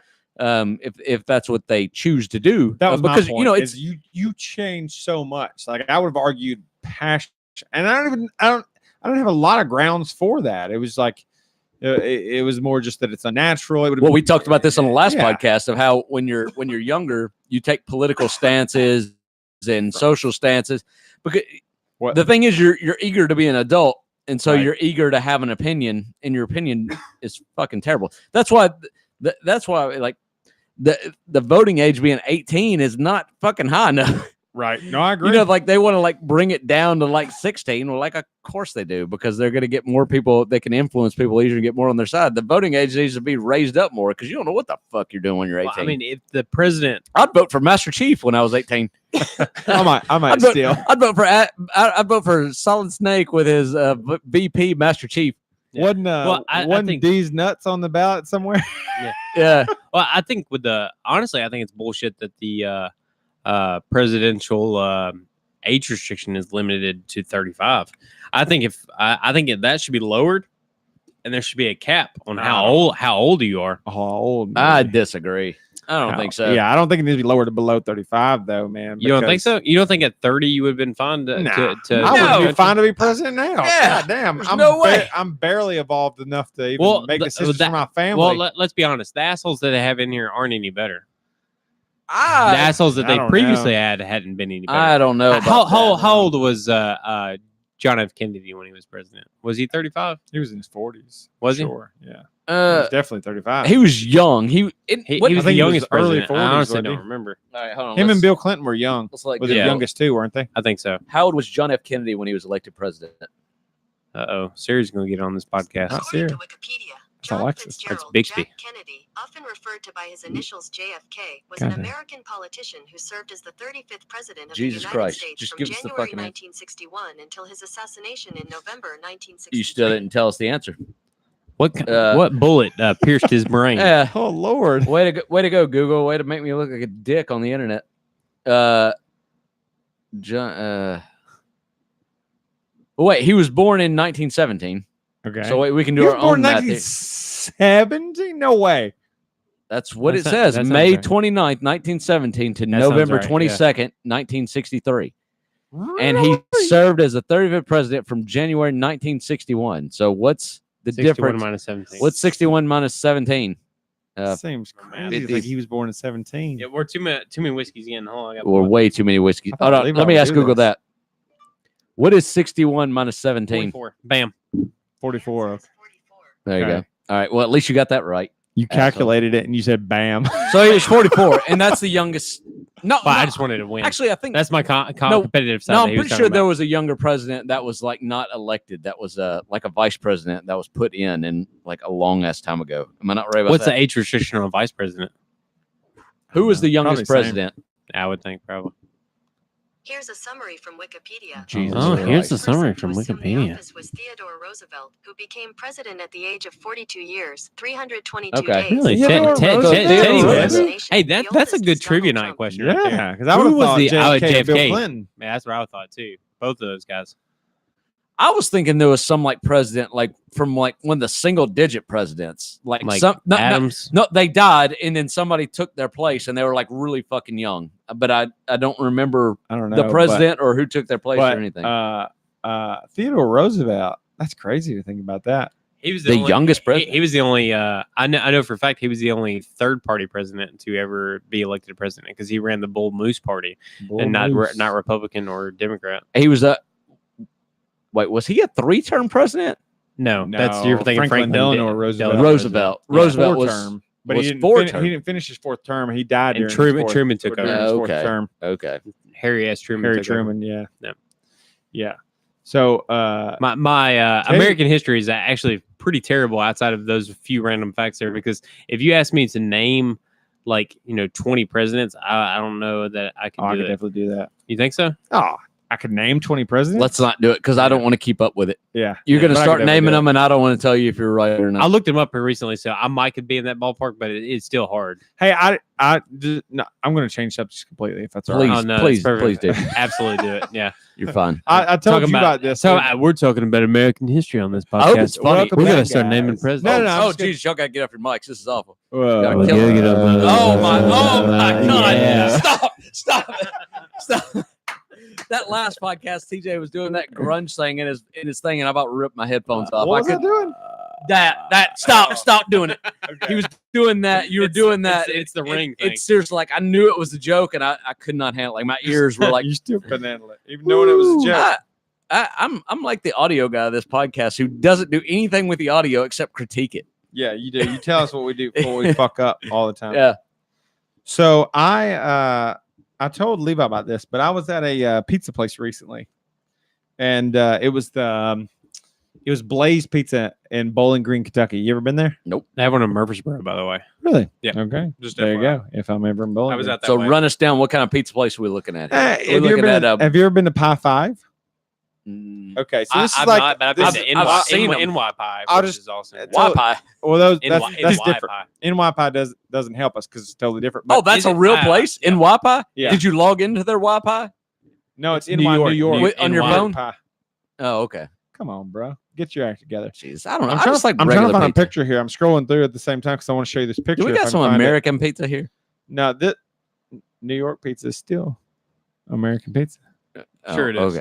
Okay. Anyways, let me just tell you this story. So I won't even show the picture.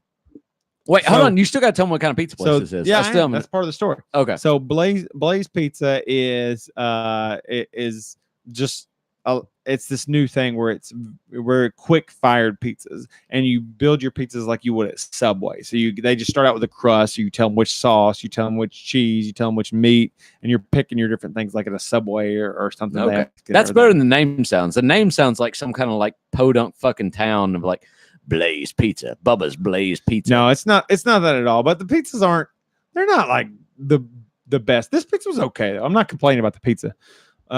But I just picked something simple. I just got like pepperoni pizza. Pepperoni. Is that what you got? Cheese and pepperoni. Yeah. Hey, okay. I did. Yeah, really? I did. It's so surprising. I like other pizzas, but I usually my first time at a place, definitely I want to judge it by its pepperoni. Yeah, okay. That's my favorite pizza.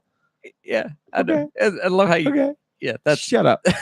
So, anyways, it's your variety of pizza that we talk about regularly on this podcast. Yeah, I get these. What kind of cheese you like on that cheese pizza? Yeah, TJ? yeah, I don't pizza know what cheese. I got pizza cheese. I got mozzarella. I don't know. What kind of sauce you like? I like the pizza sauce on that. It was like pizza sauce and pizza cheese and pepperoni. Actually, I only got half the cheese. And it was me and 3 kids and half cheese. What the fuck was on the other half? Listen, I like Little Caesars. We're losing it. We're off the rails. I got half of it pepperoni, and the other half was just plain cheese because I was sharing it with one of my kids. Okay, because we were just like wanting a quick pick me up. You need to tell those other kids to man the fuck up, need some pepperoni. Yeah, I do. I really do. I did that recently. My kids. You can didn't go over well. What? No, I do that to my kids. I'm like, you can eat it, or you can pick it off, and I'll put it on my piece, and I'll have a fucking awesome piece. Oh, that's a good move. Yeah, that's a good move. But anyways, I decided to get the little crushed red peppers, and I thought like I'll throw a little bit of this on there, spice up my life a little bit, you know. Okay. You know the crushed red peppers they always have at pizza joints, but this was like a tall one. Yeah, it was every bit of this tall. It wasn't like one of those little Pizza Hut ones where they're all short like that. Some motherfucker had unscrewed the top. Oh, no. And I literally said, I think I'll throw a little bit of this on there. No. I literally said, I'll throw a little bit of this on there. And I went, boom, and the lid came off, and the entire thing jumped onto my pizza. Somebody, Andy Kaufman. Hey, yeah, because who wants to make a joke like that when you're not even going to be there to reap the benefits of it? Right. They put the socks inside of the mannequin's crotch. Oh, that's what I did. That's right. That's what you did on last podcast. Yeah. I just listened to it today, so it's fresh in your mind. Yeah, it's fresh in my mind. So I dumped the entire thing of red peppers on like half of a small pizza. It's not even a big pizza. It's like a half pizza. It's like 3 pieces, 3 slices. Oh man! And I dumped the entire thing of red. You didn't let those motherfuckers win, did you? I picked up the slice and I kind of shook it off, and I ate that motherfucker. Yeah, you didn't let them win. And I ate that motherfucker. Eat the fuck out of that. I have never been more proud of you in anything in life than I'm proud of you right now. The manager came by later and seen like one of my slices still had a lot on it, and so and I told him the story. They were like, "How's everything going?" I just told him the story like as a joke. I wasn't trying to complain. I was just like, "Man, somebody did me wrong," because there was pepper everywhere, so I felt guilty about it. My ego kicked in. I'm like, they're gonna think I'm a messy person. Yeah, but really, I just want to explain why there's pepper everywhere. It's not my fault. Do you think he come over there for that, or do you think he come over there because he knew something was? No, we were outside, so they were just going to check on people. We eat on the patio. Oh, okay. So thankfully, we were on the patio. Wait, where is this place? Bowling Green, Kentucky. Okay. So you probably said that. Yeah, I said that, but it's all good. Anyways, I explained it. We're on this whiskey. I know where Levi's at. I don't know where TJ. I'll take a little more. Let me finish this. Levi, are you done or are you? No, go ahead. Okay. Anyways, how? Yeah, that was a good shot. That's pretty rough. You just fucking killed that shit, man. The manager said we would have remade the pizza for you. I'm like, Oh, that feels like a waste, though. The point was, my son had just spilled his Sprite when we first set out there, and he fucking cried about it. And I was like, bro, please do not. Oh, so you had. No. Yeah, I was like, do not cry about fucking something. I just said, man, hey, quit whining about this. It's just Sprite spilled. I'll go in and get you some more. You can't whine about this kind of thing. And then that happened to me. So, like, I felt like if I bitched and moaned about it, he was gonna be like, he absolutely would have. Yeah, he would have thought like, different rules apply. You know, that's what sucks about being a parent, though. Is you have to do that kind of shit. Yeah, so I was not gonna say one thing. I just laughed about it and eat the pizza, and that was all great. But dude, when I shit the next time, like I know people make jokes about like when you eat something hot, but legitimately, this was like a weird feeling. I'm not even gonna say it was bad. It was almost like refreshing. But we were talking about this way. while you were cooking the deer. Really? Yeah, because I was talking about. By the way, we didn't talk about this. TJ just cooked an amazing dinner for us before we had this venison steak with sweet potato and green beans. I'm telling you, it's like one of the top steaks I've ever ate. This was a backstrap and I'm putting it deer I ever killed in with all of it. That was so good. Boys. Thank y'all. So fucking good, man. Deer steak underrated, very underrated. But anyhow, you were doing work and cooking that, and me and Levi were talking about the having the hot shits. Yeah, basically, yeah. It's one of those naked shits where you just strip down to nothing. And take a shit. What I said talking to him is exactly what you just said. Really? Yes. I didn't even hear you say this. Yes, that's my exact feeling. And What'd I you told say? ask your wife. She was What'd sitting you there. say there? I said that it feels refreshing. I said it feels like a cleanser, like Right, it cleanses that's exactly me out. the way I felt about it. I was like, this kind of like feels uncomfortable, but it also kind of like feels refreshing in a weird way. Like, dude, do it tomorrow. Ask your wife. Ask her, what did Chad say about the shits, and see if she don't say exactly what you're saying to me. That's amazing. It's That's hilarious. Amazing. So it must be true. Yeah, I'm like, it does. Like it cleans, like because Levi was talking about his buddy at work. Yeah. He called out. A ghost pepper. Ate a ghost pepper who and is called this? out. How you feel about this guy? I love this guy. This guy's one of my favorite people that I've never met. He's my favorite person that I've never met. For anybody that listens often, this is the Chris Garrett, who is yeah. Why you say his last name? Why you say his full? Like I don't know, because it's we don't say. Well, because you guys have the same same last know, name, and there's some weird beef. He probably doesn't want to be. He probably doesn't listen to this anymore because I've shit talked him so much. I'm gonna call him, get on here, and get him to call you out. Did he shit talk this? Does he listen to this podcast anymore? I don't know. I don't blame him if he does it. Fuck those guys. But no, they're not funny. But we got a way bigger following without him. He said he was gonna, but he said he was gonna bring me some ghost peppers because he ate one and he said it just completely wrecked him. And he's got some big garden with some peppers. Is like, bring them to me. I'll eat them if you don't like them. So that's good. But anyhow, he's such a fucking pussy that he ate these ghost peppers. I'm calling him. I'm calling him right No. He ate these peppers and it had the shit so bad that he had to call out of work for them. That's hilarious. He may or may not have called out of work. But he came in there. He may or may not. He was just late. He wasn't feeling well. Well, hey, that'll happen, man. He may not. He didn't call out of work, but he called out of life for a little bit. He's like, I gotta go take a shit. Well, boys. I mean, but every one of us has been there. That Carolina Reaper didn't have the shit effect on me, but I didn't eat enough of it. because there was so little of it. Yeah, y'all both ate so little of it. But the one if time I would have eaten more, it probably would have. But the one time that I ate, like, just took like a full on bite of like a habanero, like it fucked. Dude, I almost wish I would. Like, the thing is, I didn't want it to ruin the night, but it would have almost been worth it just to let y'all, because y'all are both very willing to just take a bite of that Carolina Reaper. I was gonna go hard. Y'all are absolutely both gonna do it. And I kind of regret that I didn't. I kind of regret that I didn't let you, but I really felt like it was going to like ruin the entire night. I felt like y'all are both just going to be just wrecked. It probably would have, because you remember the one fantasy football draft that we had where a select individual decided to take a bite of a Trinidad scorpion. Yeah, I don't remember that. And we're throwing up in my kitchen sink. Man. Yeah. So I mean, I just remember. I mean, I didn't take much more of that Carolina Reaper than y'all did, and I mean that was just. I mean that fucking sucked for like the next 30, 45 minutes or so. I mean, it was by far the hottest thing I've ever ate. Yeah. I don't know, but I can't imagine if I'd have took a bite of entire pepper. It literally felt like somebody took like a cigarette, put it out on my tongue. Yeah. It was like physically unpleasant. That's what I'm saying, like, how is this food? Like, if someone just broke a battery and jumped battery acid on your tongue, how much different would that be? Yeah. I've never had battery acid, but I feel like it can't be that much different. Right. It is weird though how you can get yourself used to a hotter flavor and then it doesn't bother you as bad. It's weird how you can kind of condition yourself to that kind of thing. Yeah, it's kind of like people who I don't know if you can condition yourself to that level of heat, but like I know if I were to give my kids a jalapeno pepper, they'd be fucked for 3 days. Guaranteed. Yeah. They'd be fucked for 3 days. Yeah. And I don't. It's hard to tell with like kids though, because my kids they'll have something with like the slightest little bit of pepper in it, and they're like, "No, I can't. Hot. I can't. It's too spicy." Yeah. Meanwhile, my wife cracks open Takis, and they're eating that shit like it's fucking popcorn.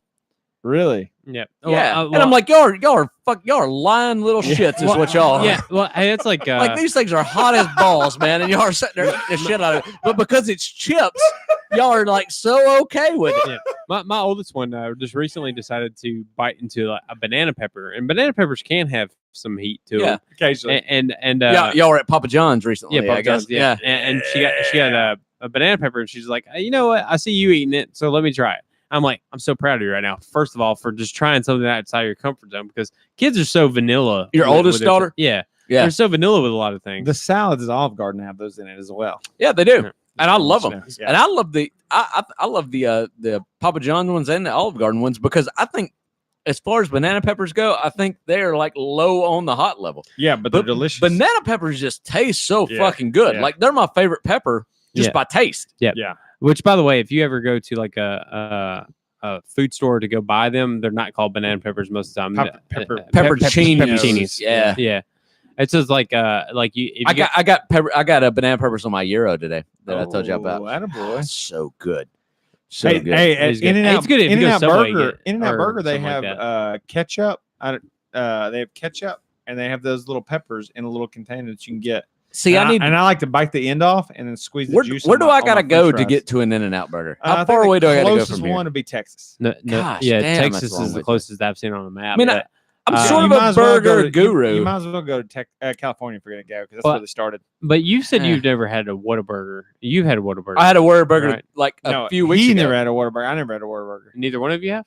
I did This recent time you recently did. for the Yeah, I first have time. one. So to me, But you've never had a Five Guys. So I've had, yeah, I have. Oh, really? Yeah. What you said you had? Five Guys to me, like when you characterize it, it's totally different to me because it's not a. It's They're not fa- in the it's same not, world. It's not in the same world. It's not a fast food restaurant.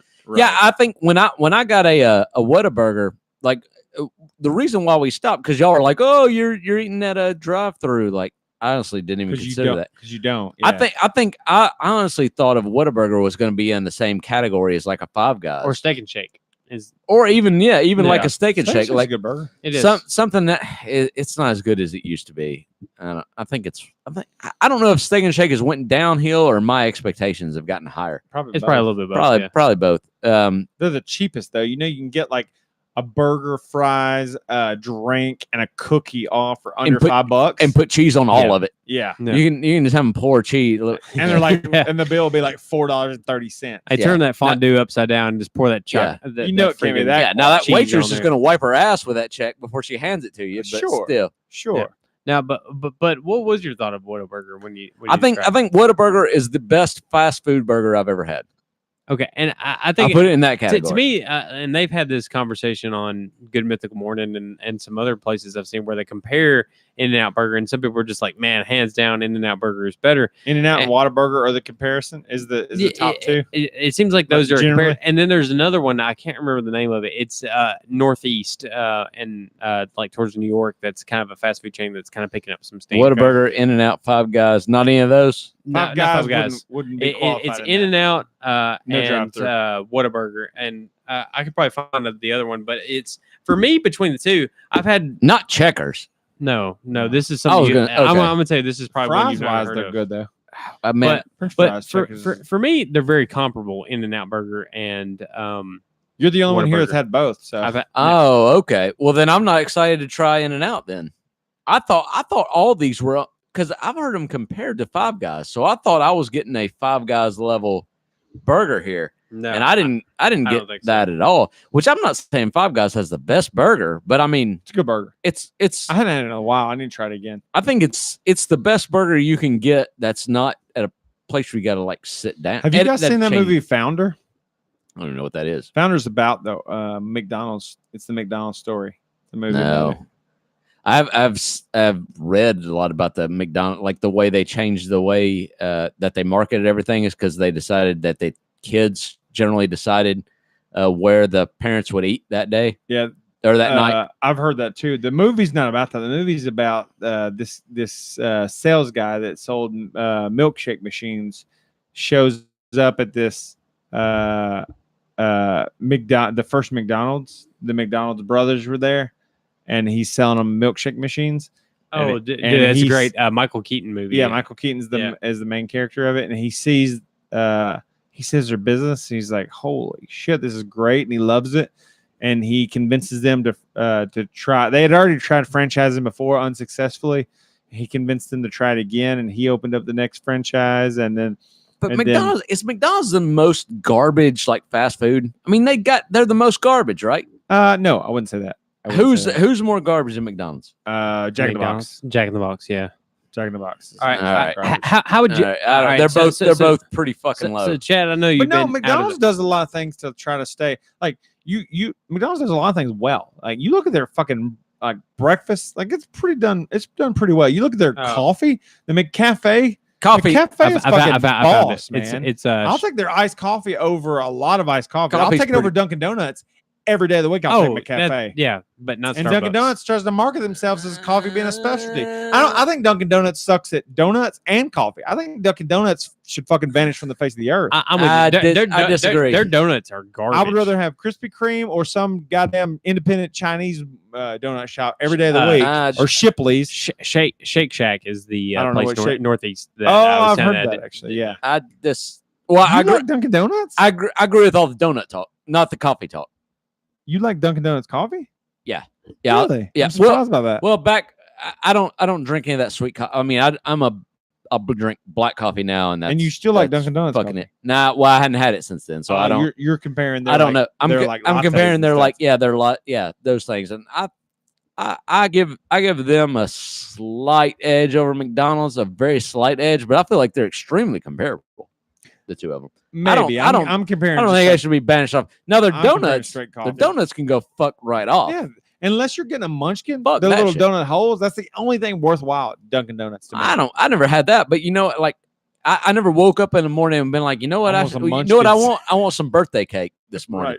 Right. If I ever felt that way, I'd stop by Dunkin' Donuts. Reminds me of that Bill Cosby sketch where the kid's asking for a birthday cake in the morning for breakfast. You remember that? Yeah. Yeah, but Bill Cosby just ruined for me now. Bill Cosby? I don't like. It's not that it makes it less funny, but it's just hard to think about Bill Cosby now because that's like a happy time of my life. Like listening to Bill Cosby, like because he was like the one clean comedian you could listen to that was like, oh, this guy's like really fucking funny. Right. But he doesn't curse, and now I feel like he's like raping women. We seen Bill Cosby live when he was older. Really? Like we seen him like before, like 5 years. Here's the era. It was like before the rape allegations came out, but after he was already old. It was like that very short window where we seen him somewhere. I didn't know y'all did that. I'm sure it was amazing. I mean, it was funny. It was at he was on like a motivational speaking tour, which is weird. Well, that's not funny.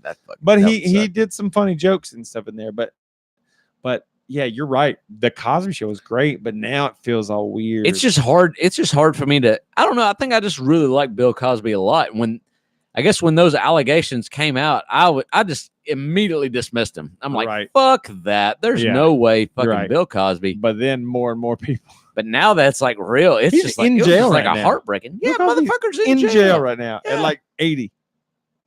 Yeah, no, it's just fucking. I don't know. What are you reading about, Levi? So the best coffee chains in America ranked based off grossing sales. Fuck this. Oh, off sales. Oh, well, that's Starbucks is gonna be one.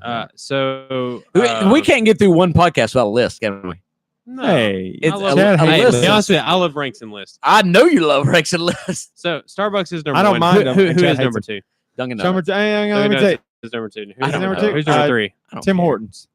Seattle's best coffee. That's the same as Starbucks. That's the problem with all these lists. It's gonna get into shit like you never heard of. Hang on now. Seattle's best is Starbucks franchises. You can't have a Starbucks franchise, but you can have a Seattle's best franchise, but it's owned by the same parent company. I feel like we should talk about our own list. What's the fourth? Wait, how would you rank it? What's fourth? Fourth one is Caribou Coffee.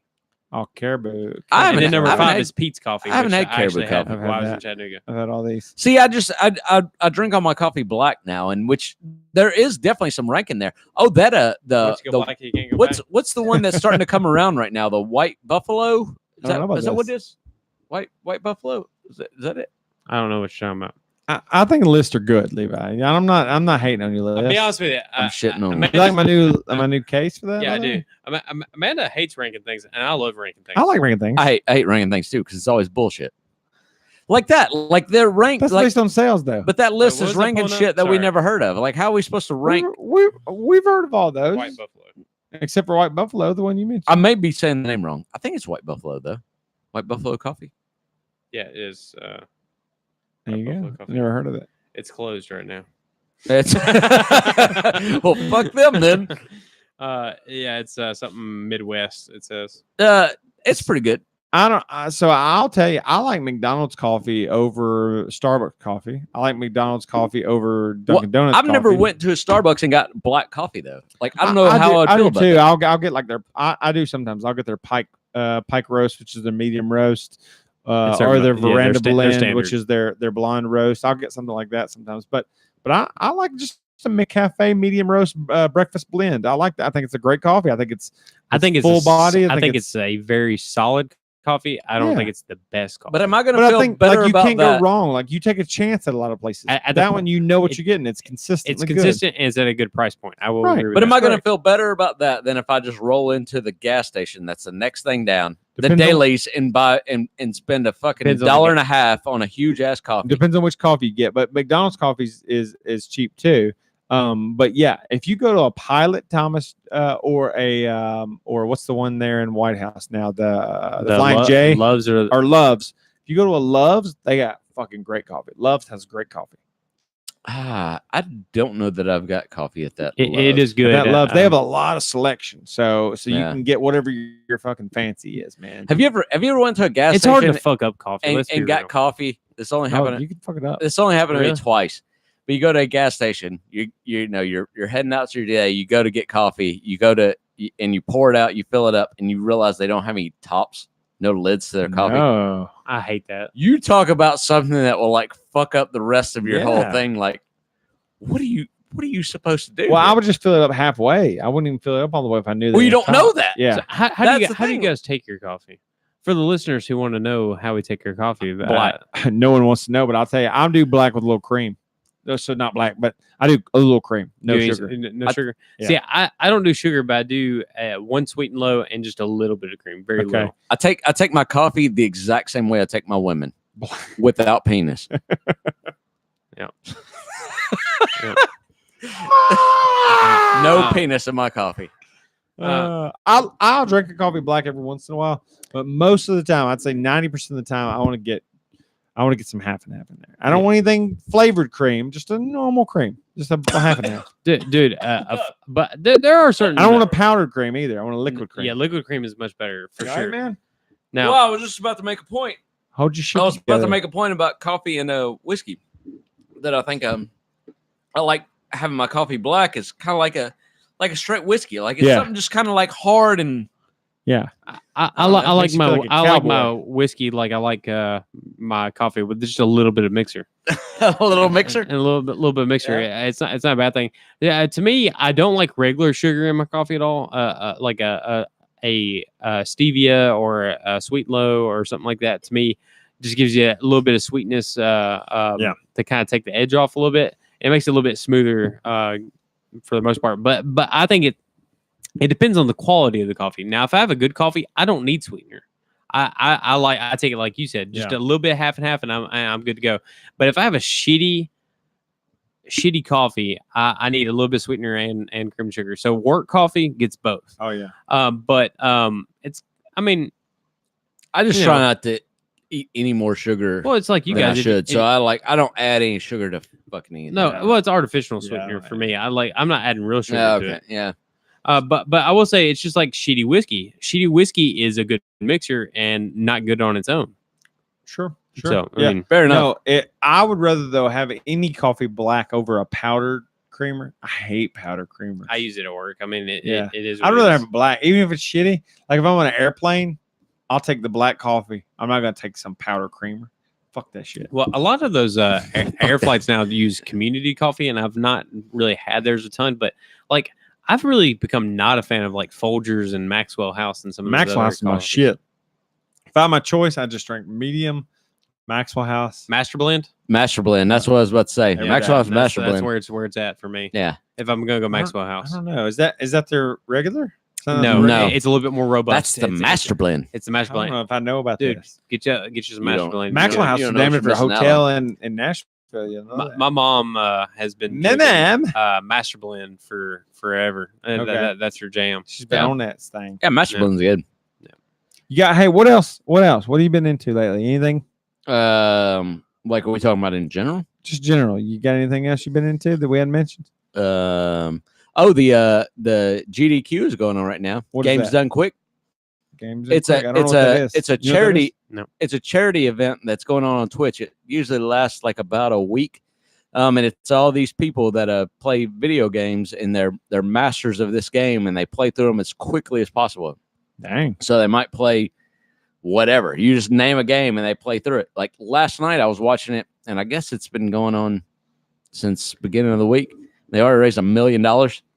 Dang. Like, it's fucking crazy. Like, there's generally a close to 200K viewers all What's the this time. money for? Charity, this one usually. is Doctors Without Borders. Okay. Is where they put all the money to. But it's pretty fucking cool just watching people that are like masters of their game and they play through it. Like, Well, I watched a little bit on YouTube last week. They had and I didn't watch. I watched maybe 20 minutes of it.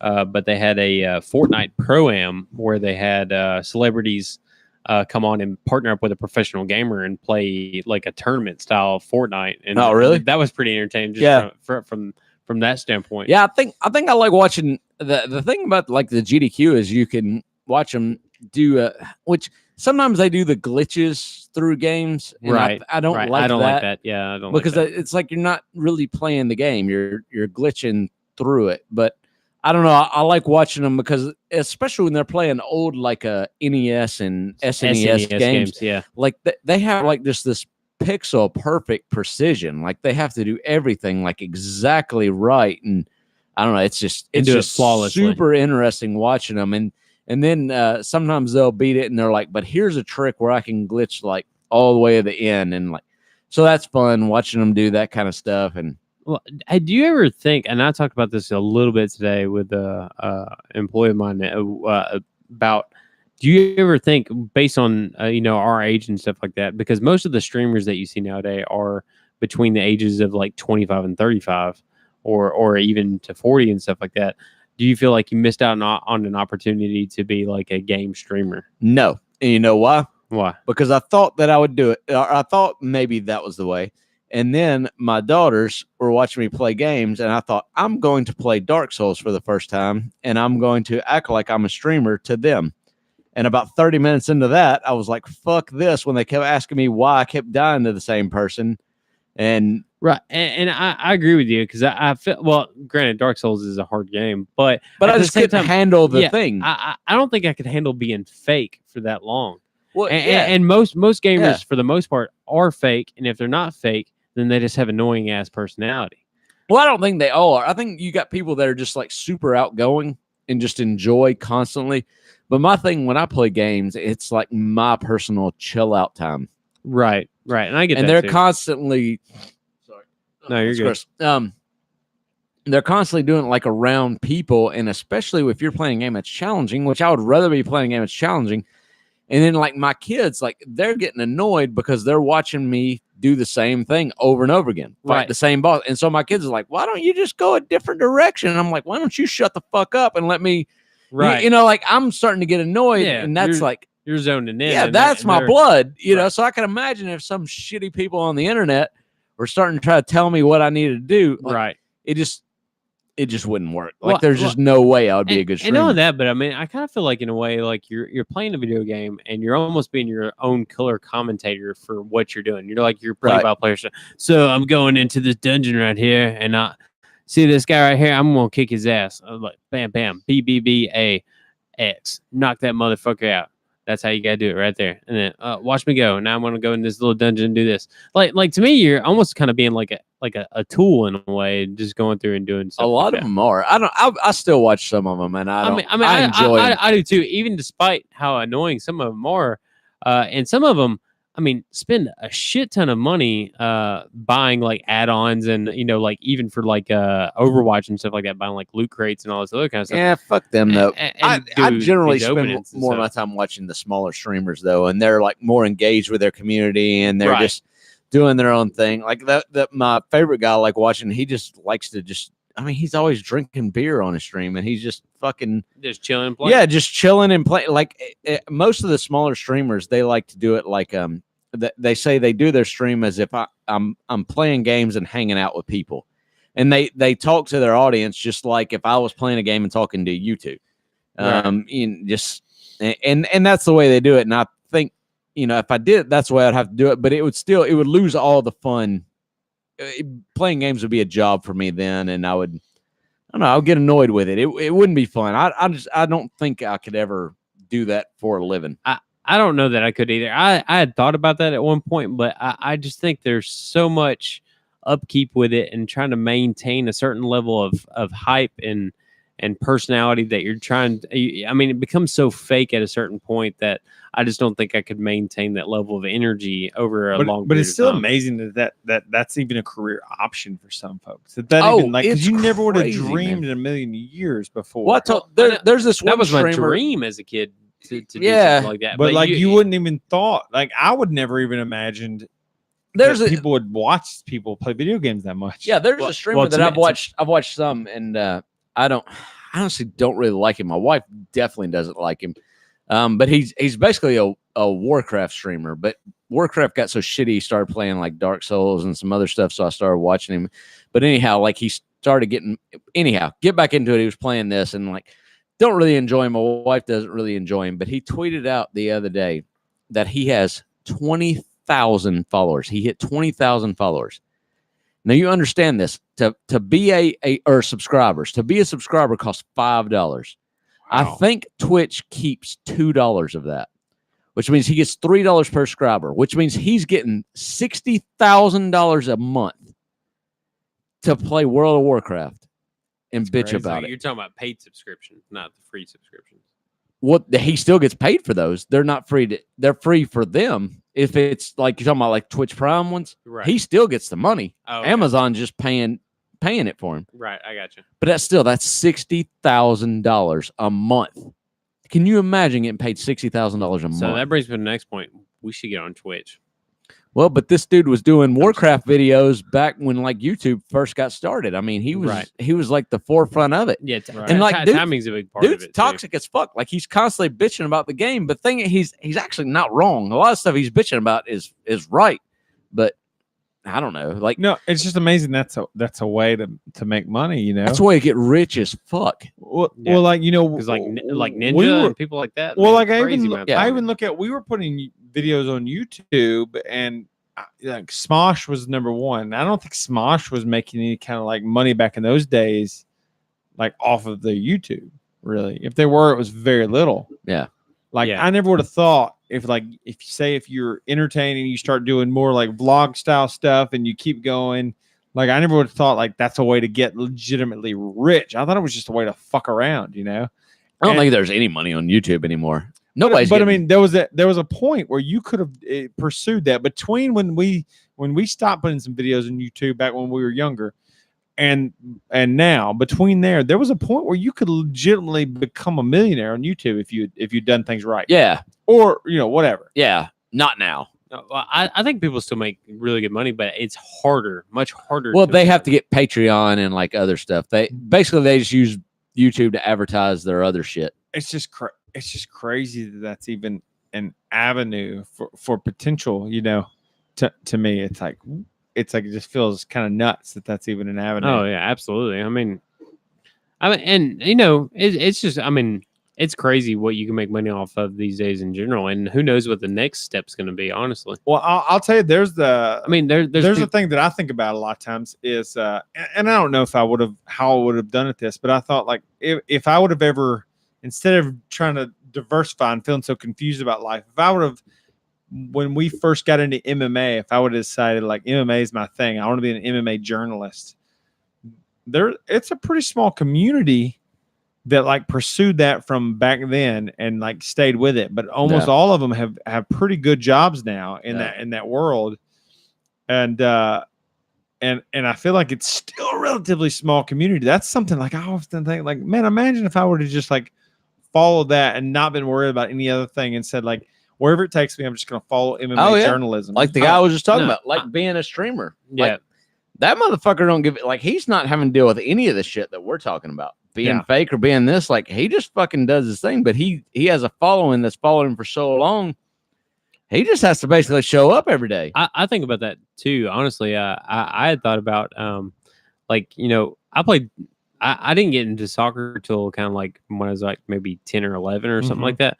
But I just think if I'd started at an early age and, I mean, you just think of like a field goal kicker or a punter and something like that. Yeah. Like if you solely focused on that one action, if you specialize on that one action, and you became a specialist at that one task or whatever, kicking field goals or punting a ball, right, and stuff like that, you could become a professional athlete and make a shit ton of money. Now some of that's physical gift and ability. Both of you are talking about, we're getting back in the deep part of the podcast now. But I mean, you could focus on anything from when you're a kid to now and fucking be making a shit ton of money. But how would you feel about yourself? Well, you'd be like, I'm making money, but what the fuck do I know about the world? That's the question. But it's interesting because like you think about that when it comes to raising kids and like you don't want to steer them too much. But if you could convince them to specialize rather than being diversified, I don't know if it would make them better or worse. Sure, they could be the best at something, but would that make them happier or less happy? And I don't know the answer to that. I'm pretty happy being diversified because I know a lot. I know a little bit about a shit ton of things, but I'm not a master at anything. And I don't know if it'd be better to be a master at one or two things. I think it's good both I don't ways. know. I think there's honestly so there's definitely a strength in being well-rounded at several different things, and there's definitely a very niche market to where you're in high demand if you're a specialist. Just take someone who's like an IT specialist within a certain area. Like, hey man, we need somebody who's good at SQL. I need to get somebody in house to do that, or JavaScript or something like that. For me, I'll be honest with you, like I thought I was more well-rounded at stuff, but I've become the spreadsheet bitch at work. You're analytical. You're great at that. But I've gotten way better at spreadsheets, but that's presented opportunities that I didn't think were possible because I just happen to be decent at spreadsheets. And it's not that I'm great at spreadsheets. It's you just didn't bring any spreadsheets here. You brought spreadsheets last time. What happened? Yeah. Well, what happened, spreadsheet bitch? You called me out for being spreadsheet bitch, and so now I'm not the spreadsheet bitch. I did that. Actually, I defended you for a while. TJ was the one calling you out, and he was mad at me for not calling you out. Well, I choose to remember only what you said. Well, so, what? Fuck you, well, Chad. That's not fair. That's not fair at all. I was defending you. And in the words of my mama, life's not fair. Get over it. Your mom said that? Yeah. That's hilarious. I love your mom. Didn't all of our moms say that? That's great. At some point. Yeah. I don't remember that, but your mom didn't say that. My mom probably. Said that. She probably. I feel like everybody's mom said that. And it could have been your dad too. So diversification of and broad knowledge is where I've sort of shaped my career. That's why I think sales has been a great place because it's I can have conversations with multiple different types of groups of people. I can go into a boardroom of executives and feel comfortable, or I can go into a maintenance shop with maintenance guys and also feel comfortable. And I'm good at that because I can relate to. But I think going back to what you said though about being a parent though about that, I think your job as a parent is to encourage your kids into what they want to do. Yeah. So if they want to be really specialized in whatever, then it's your job to encourage them to be special. But if they keep wanting to branch out in other things, then it's your job to help them branch out in those other things. Yeah. Yeah, like, unless that thing is stupid, then you just tell them, no, that's not going anywhere. Or if you try to force them into one thing, they're going to resent you for it. And if you keep trying to force them into different things, they're going to resent you for it. Yeah. I mean, and I'm not saying your job as a parent is to make your kids happy. What I'm saying is you just got to let them do their thing and grow their own way. And you can make your kid be a millionaire, right? If you wanted to fucking buckle down tomorrow, you could make sure all your kids were millionaires. You could. Or you could just fucking buckle down, or you could make sure that they're happy, well-rounded people. Right. Yeah, and that's what most important. I mean, the three of us could be millionaires if we wanted to be. If we just decided we're going to fucking do it, we could be millionaires. But who wants to sacrifice what you have to sacrifice? Morals, sacrifice time, sacrifice friendships. friendships. I don't want to do that. Yeah, I don't want to be away I could from. so sell my body and be be a millionaire. Well, if it was that easy, yeah. If it was that easy, I'm that easy. Yeah, I'm that easy. When we hear that voice, boy, hey, if you get that opportunity and that person has a friend, yeah, I want to be on the top of your contact list. Damn. That's what I'm saying. You got chef. I don't want to. I'm not going to take anything from you. I'm just saying, if they got a friend, hook a brother up. Hook a brother. And if they got a third friend, then talk to CJ. Yeah, I'm good. I'm good. Man. No, you're absolutely. He's going to sell his body to us because we're going to have $1 million. I don't think I could do your job. And even in the limited experience I had in sales, like if it's account management, it's one thing, but just doing like a cold, sales pitch or whatever, I have a hard time with that unless you just 100% believe in the product, feel knowledgeable about the product. But and that's the believe person, in the product. though. Look at who he is, though. I mean, he could absolutely that's right up his alley. I know, but selling bullshit would not be what I want. Well, I had to get away from that. I feel like my last job, I didn't talk a lot about it, but I feel like I was selling shit that I didn't believe in, and I just really had to find every day. I had to find it. I didn't tell you all. I talked a little bit off mic about. Well, I didn't want to say that you were selling power bands, but now that you've quit doing it, yeah. I mean, it's a fucking hologram on a rubber band, dude. I mean, it's fucking silly, dude. I didn't want to say it. I got a different story. I thought it establishes balance. I couldn't balance it. I couldn't stretch any better than I could before. Yeah, it does though. It does. Is that what he told What you? do you think it was? I thought he was hosting these sex parties selling dildos. I didn't know what. No, that was a side business. Are you telling me I could have got a deal on dildos? Oh yeah.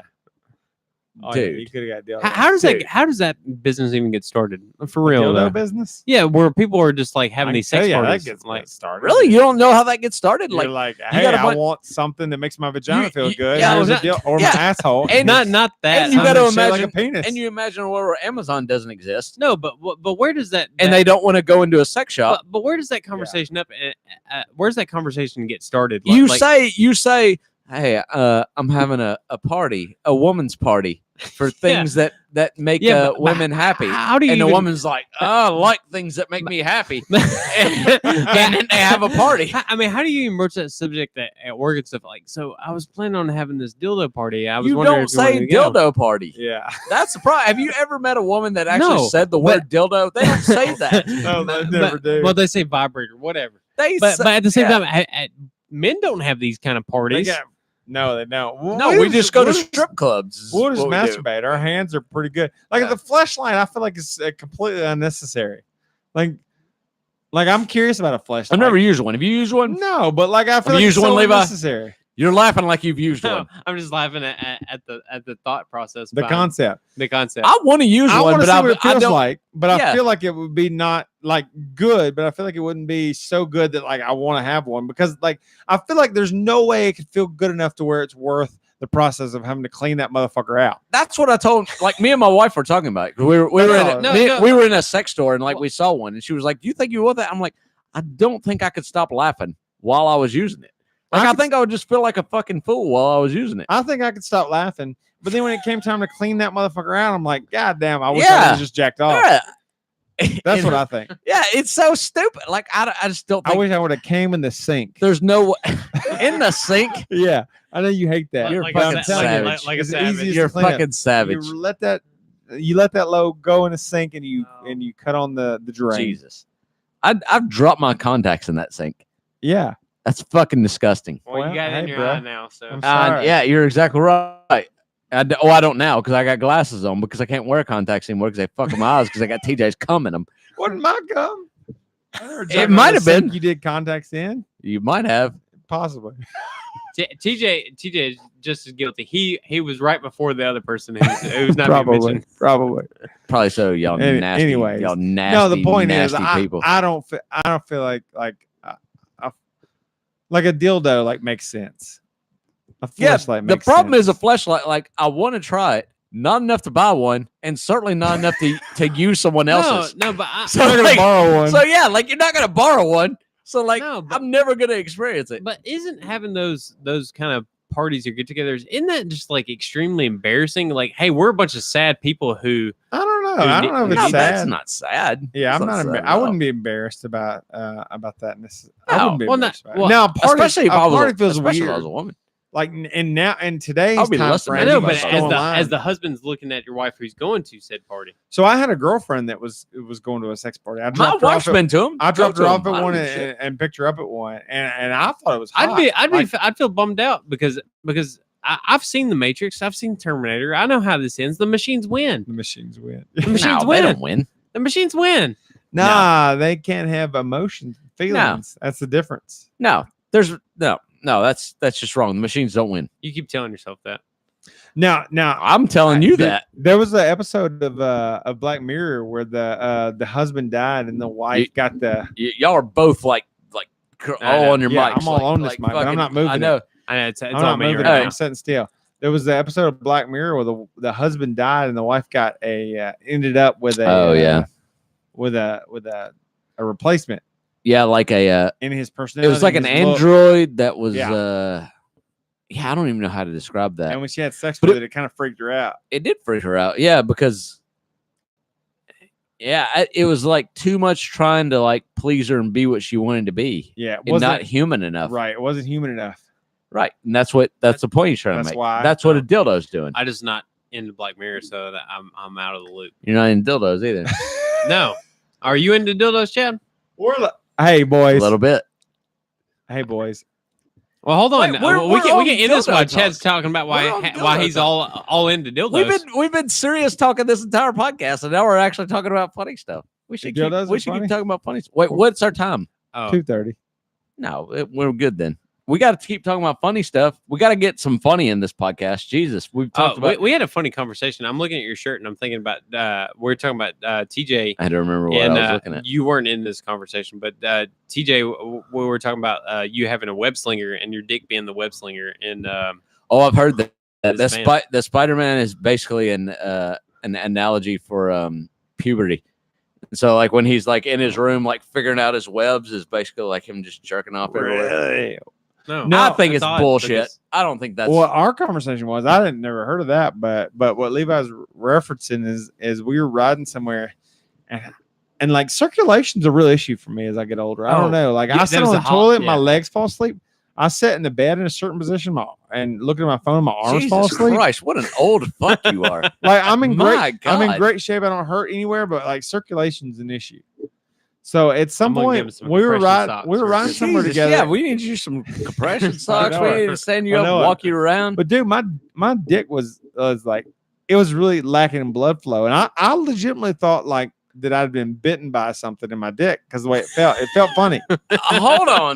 Hold on, because I feel like I'm as confused as the last like 3 people listening to this are. Okay, Are you trying to say you were trying to get an erection and you couldn't, No. or you were just completely numb in the dick? I'm saying I was numb in the dick, but I also had that tingling you feel in your legs when the blood's coming back, and I didn't know if it was the You had blood- a prickly feel in your dick. right. This is either the best thing ever or the worst thing ever. What? It was was ba- confusing. Yeah. I'm not gonna say like I didn't know what it was. I didn't know if like Did you try to get an erection? no, I was riding I in felt like you were shotgun trying to next get- to Levi. He was driving. I was riding a shotgun, and I was like, Well, you should have asked him. He would have helped you. yeah, I appreciate that. But no, I was like, man, I don't know what's going on with me. I feel weird in the dick department, and I thought like I don't know if I've like sat on it funny or like laid it against my leg funny, and I'm circulation issues, which is what it turned out to be, or if I got legitimately bit. And I said if I got bit on the dick by like a spider, like I hope it's a radioactive spider so I can get superpowers. Yeah, don't And we then all? the progressive conversation said, I was like, imagine if I could shoot web out of my dick, but I had to like stroke it and like come, and then like the web. Oh, came that out. would be so. Like he falls It's off, like, falls all off a right, cliff and he's there's- like, ah! Yeah, I Man, gotta- he You shot himself. You just get one good swing. I was like, there's a criminal robbing a bank, but I got to get turned Yeah. down, jack off, and ejaculate It to wouldn't- catch him. It would never work. You would have to stand on a roof, start jacking off, jump off that roof, come, swing to the next roof, and then fall asleep. So what we're talking about is base jumping Yeah. and then jacking off to save your yeah, life. it would never. It would That's never right. work. But what if like the jump itself would scare you so bad your erection would lose, you wouldn't be able to come, and then you would die. I wonder how many people have like gotten superpowers that are like fucked up like that. and then like they died early, so you never heard about them. The thing that's funny is there's so many different like sex rumors involved with like super powered superheroes and stuff like that. Case in point, like Superman having sex with Lois Lane. Would his ejaculation be like a shotgun in her stomach and like blow her out of the water? Like a powerful I think ejaculation. Everything else he does is powerful. And didn't know that, but once super babies can touch Superman's a fucking bullshit. We had that joke when we were kids. I don't know if you guys told it too, where Superman sees Wonder Woman laying out there naked, and he flies down there to try to get a little, and he accidentally fucks the Invisible Man in the ass. Yeah, no, but that's awesome. Yeah, the Invisible Man was on top of Superwoman or Lois Lane or whoever the joke is saying. I think it was. I don't know. Who's Superwoman, by the way? The real question is who's Invisible Man, and why haven't I heard of him? Is this a figment of y'all's imagination? I'm Invisible Man. I like getting fucked in the ass. I have no idea. Dude, things were so crazy back in the day. I'm not that much older than like current, like than my wife. My wife is the same age as your wife. She's like 6.5 years younger than me. But I'll talk about like certain things, and it's so different. But like even like Samir, we played Samir the Queer on the playground at school. I never played this. I don't know what you're talking about. Yeah, whoever's got the ball, tackle him. Nope, I don't know. I don't know what you're talking all about. This is super offensive. I don't know what you're talking about. I'm the queer, tackle me. There was other things that were even more offensive and worse, but I'm not gonna go there. It's terrible. I'd never do anything like this. This is awful. Fair enough. We never play a game like this. Fair enough. Any music you've been into lately? Oh, you know what? Oh shit! It's like a segue to something on accident. No, it is. Yeah, kind of. You know, like 2 podcasts ago when you played that Old Town Road song. Yeah. Oh my God, how much has that been a part of my life for the last month or so? Up quite a bit. Oh my goodness. Kids love that song. My kids, everybody. Like we were on the forefront here. You were. You're on the cutting edge. Yeah, because okay. I was apparently drunk enough on that podcast where you played that where I kind of forgot like that you showed it to me. So I'm at my sister's place. She's playing it for somebody. She's like, blah, blah, blah. And I'm like, I've heard this song somewhere before. And she was like, yeah, I heard it too on your podcast. And I'm like, yeah, that's right. That's where I heard it from. And so, yeah, like it's been played all the time. Like my kids hear it all the time. Like for Father's Day, we all went bowling, and in the bowling alley, they played that song. All the kids in the entire bowling alley just lost their fucking shit and started stopping what they were doing and just started singing this Old Town Road song. It's a great song, actually. Man. I like it more now than I did then. I can't hate the song. And then last weekend, I was at my sister and my brother-in-law's for my niece and nephew's birthday party, and then my brother-in-law he was like, hey, yeah, I've got a new song. Have you guys heard this? And that's what he would fucking play. Like he kept trolling us the whole night with that song because we make fun of him because all he listens to is like Jimmy Buffett and like beach songs. And he was like, well, I got a different song for y'all to listen to. And he would start playing fucking Old Town Road. Funny. So funny. Wow. All he listens to is Jimmy Buffett and beach songs? No. Like I don't know if there's any Jimmy Buffett. We just make fun of him to listen to beach songs, but that's funny. It's not really. Play me something tall and strong. Yeah, get a hurricane. It's definitely not. That's definitely not true. But that's what we make fun of him for. That's Like y'all shit. I don't.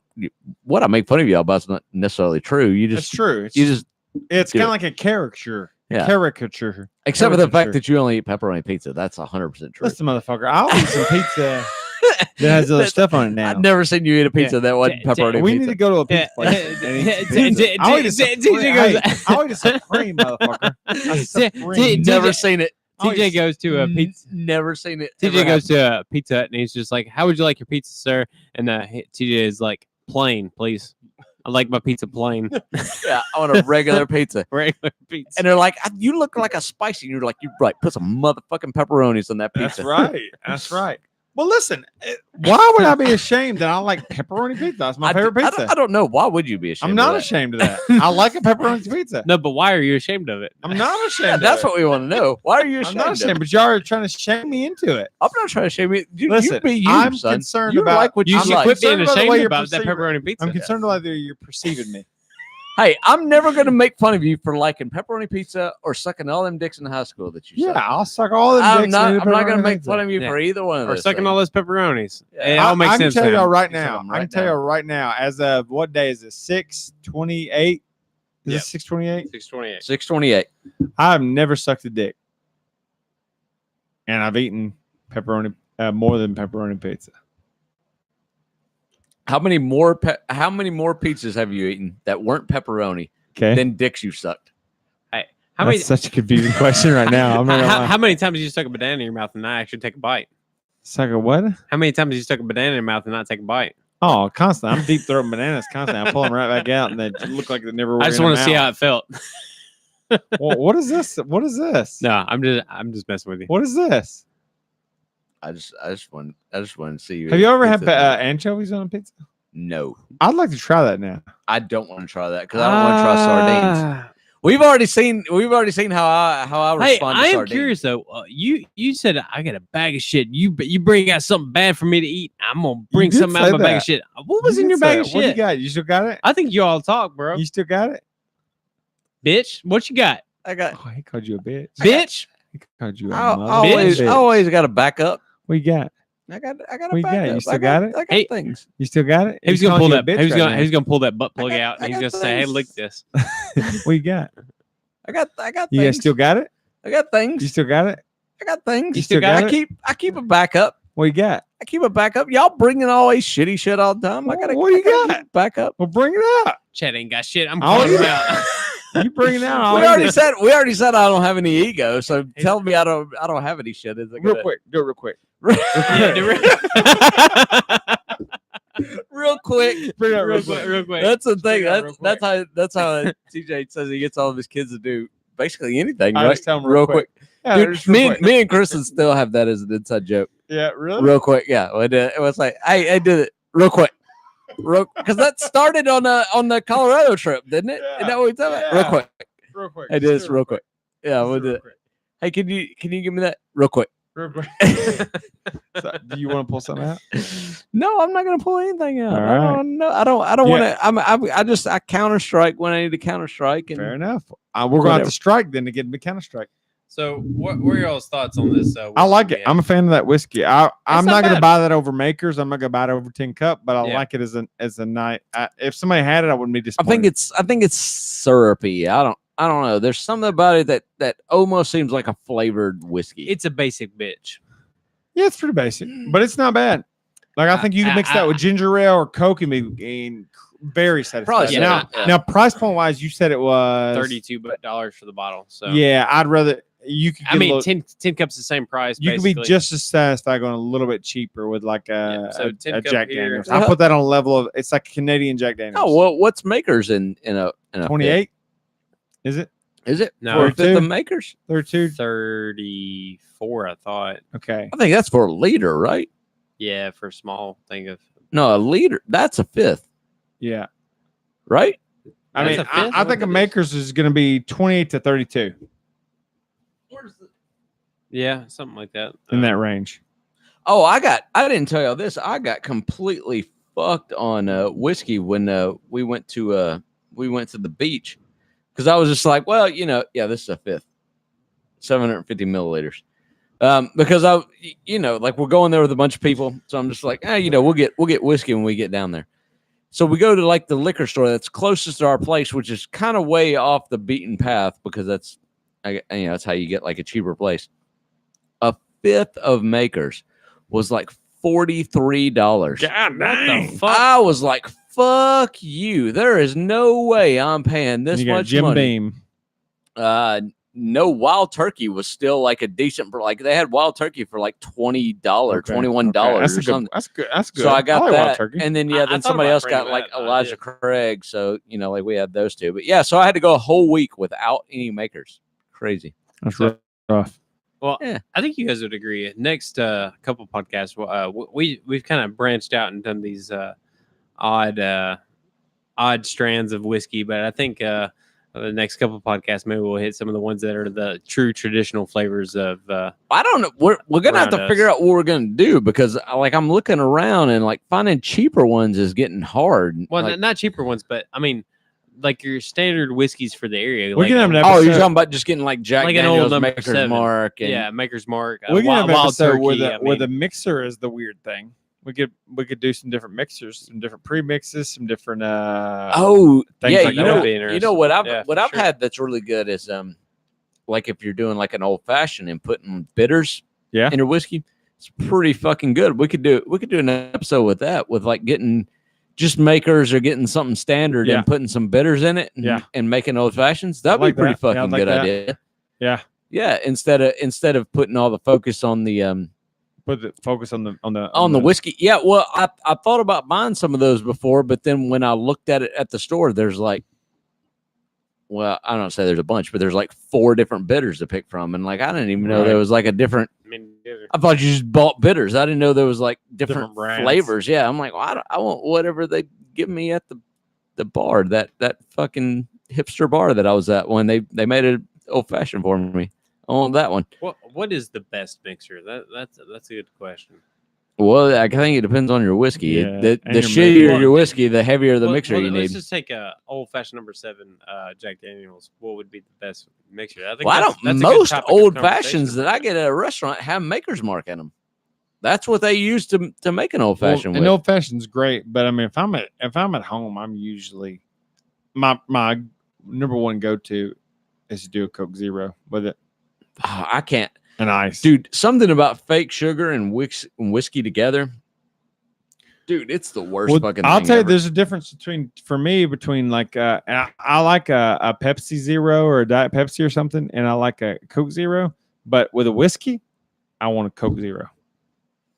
I'm kind of with Chad. I think a regular full flavor Coke is really good, but I hear a lot of people they say like Dr. Pepper is really good with whiskey. I've never done that. I'll do Mellow Yellow Zero and Coke Zero. It's the only 2 things I ever do with my whiskey. I mean, typically I do Coke Zero like you, but when I've had full flavor Coke available and done it with it, I'm like, man, this is actually. I can't. I bought a Coke Zero. I give it a good chance, and I feel like I just wasted a bunch of fucking whiskey, man. Like, really? It was fucking awful. See, I like it, but I've done Coke too, and it's fine too. It's your glass, and you enjoy what you want in your glass. TJ, I would say me and you both are more conditioned to like Coke Zero and or Mellow Zero. So versus Chad, who doesn't drink diet. Well, I don't drink Coke either. Cola beverages at all. Yeah, right. I don't drink any cola beverage now. I mean, the only Coke I drink is what's like mixed in some whiskey. Like that's it.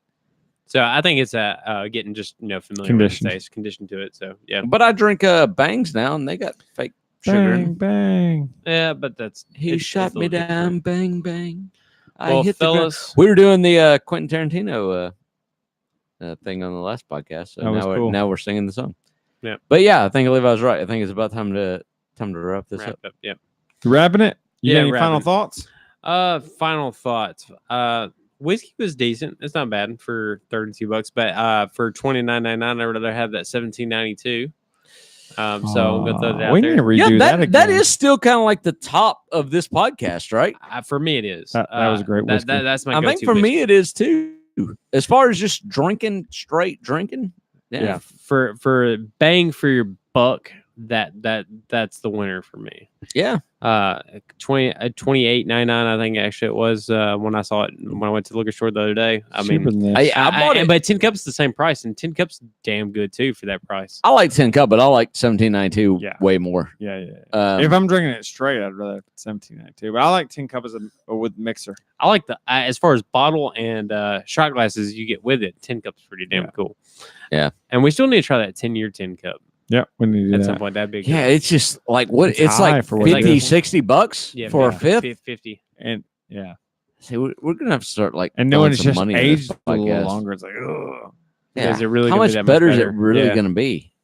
Yeah, I don't know. Any final thoughts from you, Chadley? No, I've enjoyed the conversation here. I hope we had a good mix of serious and funny. Yeah, no, I enjoyed talking about the ego and getting real with you guys. I enjoy. I feel like I get myself is better from talking to you guys and saying things, so it's enjoyable. I'll say. I enjoy it for the same reason. I enjoy the balance that hell yeah that it brings. Hell yeah. Yep. Totally. I mean, you got to have that balance between intellectual and just funny conversation. I mean, you can Just bullshit all figuring day shit out. about dumb shit all day, but when it gets down to just having that real conversation about real things, I think there's a greater appreciation for that, and it just lasts and sticks better long term than the bullshit. So, I did learn from this podcast though. I think I do need like a piss jug. How are you going to feel about that? Yeah, I'm cool with that. You think if I just had a piss jug and I just like pissed right in, because I mean, as long as you can hide it from the YouTube community. I was watching. Yeah, I mean, I can do it on a table, but I mean, how many podcasts are we in? And I think I've had to piss in like all of them. I pissed in this one too. Yeah, you had to piss in this one too. Levi's like a fucking camel. He's storing it in his hump. Yeah, he's like a pea camel.